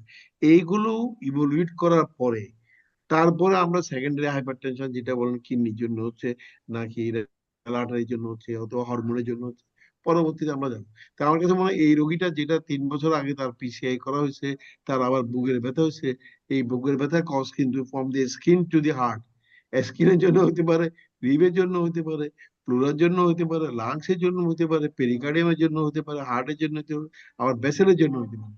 তো শুধু হার্ট কজ ধরলে হবে না। এই জন্য আমরা বলি যে আসলে আমাদের হিস্ট্রি নেওয়ার অভ্যাসটা খুব কম। আমরা যদি রোগীটা একটা হিস্ট্রি নিই, একটা না একটা কিছু বেরিয়ে আসবে। এখন একটা রোগী বললো যে পিছনে ব্যথা, আমি আজকে একটা রোগী দেখলাম, রোগী বললো পিছনে ব্যথা, ভালো হিস্ট্রি দিকে বললো সে ওটাকে ধরে নিচে লাম্বার স্পন্ডিলাইসিস, কিন্তু রোগীর ব্যথা আসলে পিছনে না, রোগীর ব্যথা হলো পেলভিক বোনের উপরে ডান দিকে, এবং রোগীরা স্টেরয়েড খায়, তার এভাসকুলার নেক্রোসিস হয়ে গেছে। এই জন্য history is very important. History দিয়ে আপনি যে আজকে স্যার যে বললো আমাদের যে clinical history is very important, clinical history দিয়ে কিন্তু আপনি প্রথমে ডায়াগনোস করতে পারবেন। কিন্তু এই রোগীর জন্য কার্ডিয়াক কজটা প্রথমে ইভ্যালুয়েট করতে হবে, then you go for the kidney cause. Kidney কজের জন্য প্রথম দিকে যাওয়ার কোনো প্রয়োজন নেই, কিন্তু হার্টের জন্য সে আবার হঠাৎ করে মরে যাবে। একবার পিসিআই করার পরে রিকারেন্ট স্টোরেসিস হতে পারে, অথবা তার একবার পিসিআই করছে একটা স্টেন্ট নিয়ে বসে, তার দরকার ছিল 5টা স্টেন্ট। এই জন্য এটা পুরোপুরি ভাবে হিস্ট্রি এবং evolution of the disease, cause of the disease, then will go for the কোন লাইনে আমি যাবো, হার্টের লাইনে যাবো না কিডনি লাইনে যাবো। স্যার স্যার আর আমরা কিছু লাস্ট বলতে চান? কোশ্চেনে যাই। ডক্টর রণজিৎ চ্যাটার্জি কি এই ইস্যুতে কিছু বলবেন? আর একটা কোশ্চেন নিব, না হলে স্যার আসলে এই হ্যাঁ, ডিসকাশন সারা রাত করতে হবে একদম স্যার। স্যার একদম ঠিক বলেছেন, কিন্তু একটা না কথা আছে অর্গান ক্রস টক, বুঝেছেন? আজকাল একটা অর্গান গেলে আরেকটা অর্গান ধরে। যেমন ধরুন কার্ডিও রেনাল সিন্ড্রোম, এই কেসটা যেহেতু আপনি বলছেন যে অলরেডি ক্রনিক্যালি একটা হাইপারটেনসিভ পেশেন্ট, মেবি ও একটা অ্যাটাক হয়েছে, তো ডেফিনেটলি যেটা স্যার বলছিলেন ওটা তো ঠিকই, এবং তার সাথে রেনাল ইভ্যালুয়েশনটা করা দরকার। ডিপিবি কেস অফ কার্ডিওরেনাল সিনড্রোম টাইপ 2, যেখানে কিনা chronic type of heart disease lead to A chronic kidney condition. তো সেই জিনিসগুলো দেখাও দরকার। আপনি ঠিকই বলেছেন যিনি কোশ্চেনটা করেছেন, যে কিডনির অ্যাসেসমেন্টটা করাও দরকার, বাদ বাকি অ্যাসেসমেন্ট তো করতেই হবে। এখান থেকে বলা সম্ভব না যে তার হঠাৎ করে কেন বারবার হাইপারটেনসিভ আর্জেন্সি হচ্ছে, কিন্তু ডেফিনেটলি হার্টের কন্ডিশনের সাথে সাথে এটা কিডনি আন্ডারলাইং একটা kidney disease might be responsible. এবং সেই কিডনি ডিজিজ থেকে অনেক সময় যে এন্ডোক্রিন প্রবলেম গুলো ডেভেলপ করে, যেটা স্যার বলছিলেন, সেগুলো এক্সক্লুড করা খুব দরকার। ওকে স্যার, আমি লাস্ট কোশ্চেনটা নিচ্ছি স্যার। স্যার আমাদের যেখানে সেন্ট্রাল ভেনাস প্রেসার মনিটরিং এর সুযোগ নেই, অনেক সময় ওয়ার্ডেই নর অ্যাড্রেনালিন দিয়ে ব্লাড প্রেসার মেনটেন করতে হয় সেপটিক অর হাইপোভলিমিক শকে। সেক্ষেত্রে আমরা কিভাবে নর অ্যাড্রেনালিন অফ করব বা ফ্লুইড দিব? আমি কোশ্চেনটা আরেকবার করি স্যার। স্যার আমাদের যেখানে সেন্ট্রাল ভেনাস প্রেসার মনিটরের সুযোগ নাই, অনেক সময় ওয়ার্ডেই নরএড্রেনালিন দিয়ে ব্লাড প্রেসার মেনটেন করতে হয় সেপটিক অর হাইপোভলিমিক শকে। ওকে, এক্ষেত্রে আমরা কিভাবে নরএড্রেনালিন অফ করব বা ফ্লুইড দিব? ডক্টর রণজিৎ। আচ্ছা, হ্যাঁ, ডক্টর নাজমুল তুষার কোশ্চেনটা করেছে, খুব ভালো কোশ্চেন। আমি কিন্তু বলেছি আমার এর ভেতরে এই জি জিনিসটা। স্যার। আপনার কাছে সেন্ট্রাল ভেনাস প্রেসার দিয়ে নর্মালি আমরা নন অ্যাড্রেনালিন তো মেজার করি না, আর ফ্লুইডটাও মোটামুটি আমরা আজকাল আর সেন্ট্রাল ভেনাস প্রেসার দিয়ে করি না। খুব সহজ, আপনার ডায়াস্টোলিক ব্লাড প্রেসার যদি 40-এর নিচে থাকে, তার মানে আপনার পেরিফেরিতে ভেসোডাইলেটেড হয়ে পড়ে আছে, তো আপনাকে নন অ্যাড্রেনালিন ইউজ করতে হবে। ফ্লুইড আপনাকে অলরেডি বলে দিলাম, এটা আপনি দেখে নিলেন যে পেশেন্টের ফ্লুইড রেসপন্সিভ কিনা। কিভাবে বুঝবেন? ওই যে পাটা তুলে দেখলেন, একবার সেমি রিকাম্বেন্ট পজিশন থেকে পাটা তুলে দিলেন, পালস প্রেসারটা খুব ভ্যারি করছে, ঠিক আছে, অনেক বেশি, 10%-এর উপর চেঞ্জ, মানে এটা আমি এটা বেড সাইড একটা বললাম। হ্যাঁ, তারপরে কি পেশেন্টের শক ইন্ডেক্স, যেটা আমরা ডিসকাস করেছি পরে, সেটা দিয়েও বোঝা যেতে পারে পেশেন্ট আছে কিনা। হাইপোভলিমিক শকে সবচেয়ে আগে নরঅ্যাড্রেনালিন ইউজ করবে না, আগে ফ্লুইড দিন, ফ্লুইডটা ইম্পর্টেন্ট। ডায়াস্টোলিক ব্লাড প্রেশারটা যদি 40-এর নিচে থাকে, সেখানে নরঅ্যাড্রেনালিন শুরু করলেন। এইবার ধীরে ধীরে ব্লাড প্রেশার উপরে বাড়তে আরম্ভ করলো, নরঅ্যাড্রেনালিন ধীরে ধীরে ট্যাপার করলেন। এরকম কেউ বলে দিতে পারবে না এক্ষুনি শুরু করুন, এক্ষুনি বন্ধ করুন, এরকম জিনিস মেডিকেল সায়েন্সে নেই। এটাকে আপনাকে ব্লাড প্রেশারটা পাশে বসে মনিটর করতে হবে। পেশেন্ট ইমপ্রুভ করছে, নন অ্যাড্রেনালিন ডিক্রিজ করছে, পেশেন্ট ইমপ্রুভ করছে না, নন অ্যাড্রেনালিন বাড়ছে। এবং তার সাথে diastolic blood pressure very important. একটা পালস প্রেশারটা খুব কম, মানে ধরুন সিস্টোলিক ব্লাড প্রেশারটা হচ্ছে ধরুন 80, আর ডায়াস্টোলিকটা হচ্ছে 60, এখানে কিন্তু নন অ্যাড্রেনালিনের দরকার নেই, ফ্লুইড দেন, হতে পারে কার্ডিয়াক কন্ট্রাক্টিলিটি কম। আর এদিকে সিস্টোলিক ব্লাড প্রেশারটা 80, ডায়াস্টোলিক ব্লাড প্রেশারটা 30, ভেসোপ্লেজিয়া হয়ে বসে আছে, নন অ্যাড্রেনালিন শুরু করুন। তো বেড সাইডে এইভাবে পেরিফেরি দিয়েই শুরু করুন, সেখানে সিভিপি লাইন লাগানোর সুযোগ নাই। কিন্তু নন অ্যাড্রেনালিন যদি অনেকক্ষণ পেরিফেরি দিয়ে দিচ্ছেন, একটা মোটা লাইনের ভেতর দিয়ে দিন, মাঝে মাঝে ফ্লাশ করুন, না হলে কিন্তু হাতে গ্যাংগ্রিন হওয়ার সম্ভাবনা সমূহ। সেই জন্যই আমরা সেন্ট্রাল ভেনাস প্রেশারটা এখানে যে সিভিপি লাইনটা লাগাই, বেসিক্যালি এই ড্রাগ গুলো দেওয়ার জন্য, মেনলি মনিটরিং এর থেকে বেশি ইম্পর্টেন্ট নন অ্যাড্রেনালিন ভেসোপ্রেসিন এই ড্রাগ গুলো যাতে থ্রু সিভিপি লাইন যায়, নাহলে পেরিফেরি দিয়ে দিলে হাতে গ্যাংগ্রিন হয়ে গেলে তারপরের দিন পেশেন্ট আপনার পেছনে, পেশেন্ট পার্টি দৌড়বে আপনার পেছনে, যে কি করলেন দাদা, নিয়ে এলাম সুন্দর পেশেন্ট, হাতটাই কাটা বাদ গেল। এদিকে আপনি তো তখন বোঝাতে পারবেন না এটা কি হয়েছে, আপনি তো বাঁচাতে যাচ্ছেন পেশেন্টকে। এবার আমাদের নিজেদের স্কিনটাও নিজেকে বাঁচাতে হবে, সেই জন্য সেটাও মাথায় রাখবেন। Okay sir, thank you very much. এটা আমি কিন্তু স্যার এই পর্যন্ত প্রায় 1100 ওয়েবিনার করেছি। এটা একটা ওয়ার্ল্ড রেকর্ড হিসেবে হয়তো স্যার গ্রহণ হতে পারে, যে হ্যাঁ, সে তো জানি, 1100 এটা ওয়ার্ল্ড রেকর্ড, গিনেস বুকে আসবে আপনার নাম। আসা উচিত স্যার, কিন্তু এটা একদমই এমন উচিত, এমন লিমকা বুকে তো অল আপনি দোজ, দিয়েই দেন। স্যার 1100 এমন এত অল ওয়েবিনার খুব দোজ কম লোক ওয়েবিনার্স, করে। না স্যার এমন অল দোজ ওয়েবিনার্স, এটা অবশ্যই স্যার অন দ্য বেস্ট। এটা একটা সাইফুল ইসলাম, আপনি যদি হ্যান্ড রেজ করেছেন, ওকে, আপনাকে একটু সুযোগ দিলাম। ওকে, ডাক্তার সাইফুল ইসলাম, আপনি হ্যান্ড রেজ করেছেন, আপনি কিছু বলতে চাইলে বলতে পারেন, তারপর আমাদের চেয়ারপারসন শেষ করবে। স্যার সাইফুল ইসলাম প্লিজ, আপনার পরিচয় দিয়ে যদি কথা বলেন, আপনি কোত্থেকে বা। আসসালামু আলাইকুম স্যার। স্যার আমি সাইফুল ইসলাম স্যার। স্যার ঢাকা থেকে বলছিলাম। স্যার অনেক জি সময় স্যার পেরিফেরিতে স্যার হচ্ছে মেডিকেল কলেজে স্যার হচ্ছে গিয়ে সাপে কাটা রোগী আসে, রোগীরা স্যার হচ্ছে প্রথম দিকে পাত্তা দেয় না। সে সাপ নিজেই মেরে তারপরে হচ্ছে আড্ডা দিয়ে তারপরে প্রায় 3-4 ঘন্টা পরে দেখে যে যখন আর কুলোতে পারছে না, তখন স্যার হাসপাতালে আসে। এখন স্যার পেরিফেরির মেডিকেল কলেজগুলোতে স্যার আইসিইউ ফেসিলিটি ওরকম ভাবে নেই, কিন্তু স্যার হচ্ছে স্নেক, এন্টি স্নেক ভেনম আছে স্যার। স্যার আমরা কি স্যার তখন হচ্ছে স্যার অ্যান্টি স্নেক ভেনম দিব, অথবা স্যার ওই মুহূর্তে আমাদের করণীয়টা কিরকম হবে স্যার, অ্যাপ্রোচটা কিরকম হবে? আহ, এই আমি দেবো উত্তরটা। জি স্যার দেন। হ্যাঁ, দেখুন আপনারা যেরকম অনেক স্নেক বাইট পান, আমি যখন কলকাতায় ছিলাম সেখানে প্রচুর স্নেক বাইট আমরা ম্যানেজ করেছি, বুঝেছেন। যখন দিল্লিতে এলাম, স্নেক বাইট প্রায় ভ্যানিশ। এটা এটা ছোট্ট গল্প, if you don't mind Ehsan ভাই, একটা ছোট্ট 2 মিনিট বলি বলি তারপর। Sure sir, sure sure sure. আচ্ছা, একটা পেশেন্ট এলো, একটা 14 বছরের পেশেন্ট। সেই পেশেন্টটা একদম স্টিল এসছে আমার কাছে। সবাই দেখে মনে হচ্ছে পরীক্ষা যাওয়ার আগে না হিস্টেরিক সিচুয়েশন, কিন্তু পেশেন্টের হাত তুলছি পড়ে যাচ্ছে, পা তুলছি পড়ে যাচ্ছে, চোখ খুলছে না। আমি তো যেহেতু আমরা পেরিফেরিতে কাজ করেছি, স্পেশালি ইস্টার্ন পার্ট অফ ইন্ডিয়ায়, যেটা কিনা বাংলাদেশের সাথে মোটারলেস ম্যাচ করে আমাদের জিওগ্রাফিক্যালে, তো বুঝতে পারলাম এটা কিন্তু সাপের কামড়, যেটা কিন্তু এখানকার ডাক্তাররা বুঝতেই পারলো। তারা ভাবছে হিস্টেরি। আমি তখন ওপরওয়ালার নাম করে তাকে দিয়ে দিলাম অ্যান্টি স্নেক ভেন, এবং তার আগে ওকে আমি, অবভিয়াসলি এটা যে নিউরোটক্সিসিটি, তো আপনি জানেনই আমাদের কি দিতে হয়, নিওস্টিকবিন, অ্যাট্রোপিন, এগুলো দিয়ে দেওয়ার সাথে সাথে পেশেন্ট জেগে উঠলো এবং অ্যান্টি স্নেক ভেনাম দিতে হবে। যত তাড়াতাড়ি অ্যান্টি স্নেক ভেনাম দিতে পারবেন, কিন্তু মনে রাখবেন তাকে একটু ভালোভাবে হাইড্রেট করে দেবেন। অ্যান্টি স্নেক ভেনাম অনেক সময় কিন্তু রিয়াক্ট করে, তো সেই সময় যদি রিয়াক্ট করে যায়, স্পেশালি যেগুলো হিমেটোটক্সিন, যেখানে কিনা ব্লিড করছে পেশেন্ট, সেই অবস্থায় অ্যান্টি স্নেক ভেনাম ওই জায়গাটা দুটোতেই রিয়াক্ট করতে পারে। তো সেই সময় কিন্তু টাইট্রেট করে ধীরে ধীরে এক এক ড্রপ করে, আমার মনে আছে কলকাতায় সারা রাত বসে পেশেন্টের পাশে বসে এক এক ড্রপ করে অ্যান্টি স্নেক ভেনাম দিয়ে ডিসেন্সিটাইজ করে তাকে বাঁচানো হয়েছে। তো আপনারাও এরকম ফেস করলে অ্যান্টি স্নেক ভেনাম কিন্তু দেবেন, ওয়েট করবেন না, একটু go for it. Give fluids, monitor well, যা যা আপনার চোখের সামনে আছে।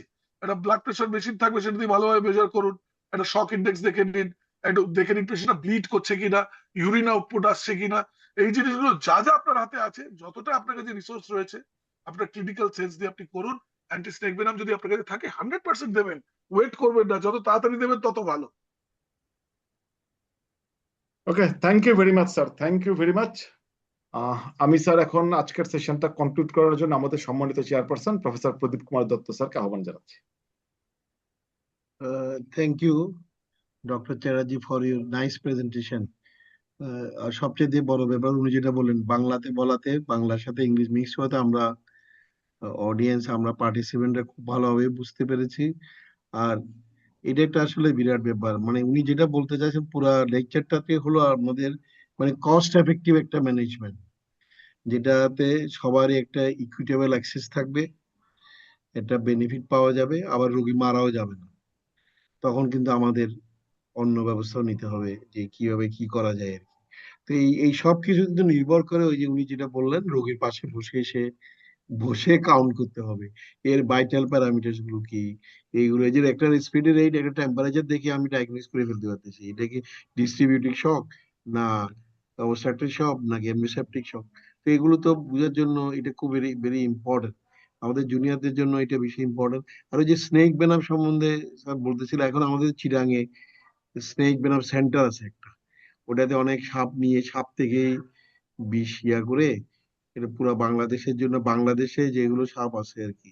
তো ওখানে ওরা ওখানে যারা ডিউটি ডিউটি করে, আমার অনেক জুনিয়র ডক্টর যারা, এদের থেকে আমি কিছু কিছু মাঝে মাঝে জিজ্ঞেস করে শিখি আর কি, যে সিমটম আসলে ইউ শুড নট ডিলে, কিন্তু সিমটম না আসলেও 5-6 ঘন্টা ধরে বলে গেল সে আমাকে কোবরায় কামড়াইছে, কিন্তু এমন হয় যে অনেক সময় সাপ বিষ দেয় না, এমনি ছুঁয়ে চলে যায় ভয় লাগার জন্য।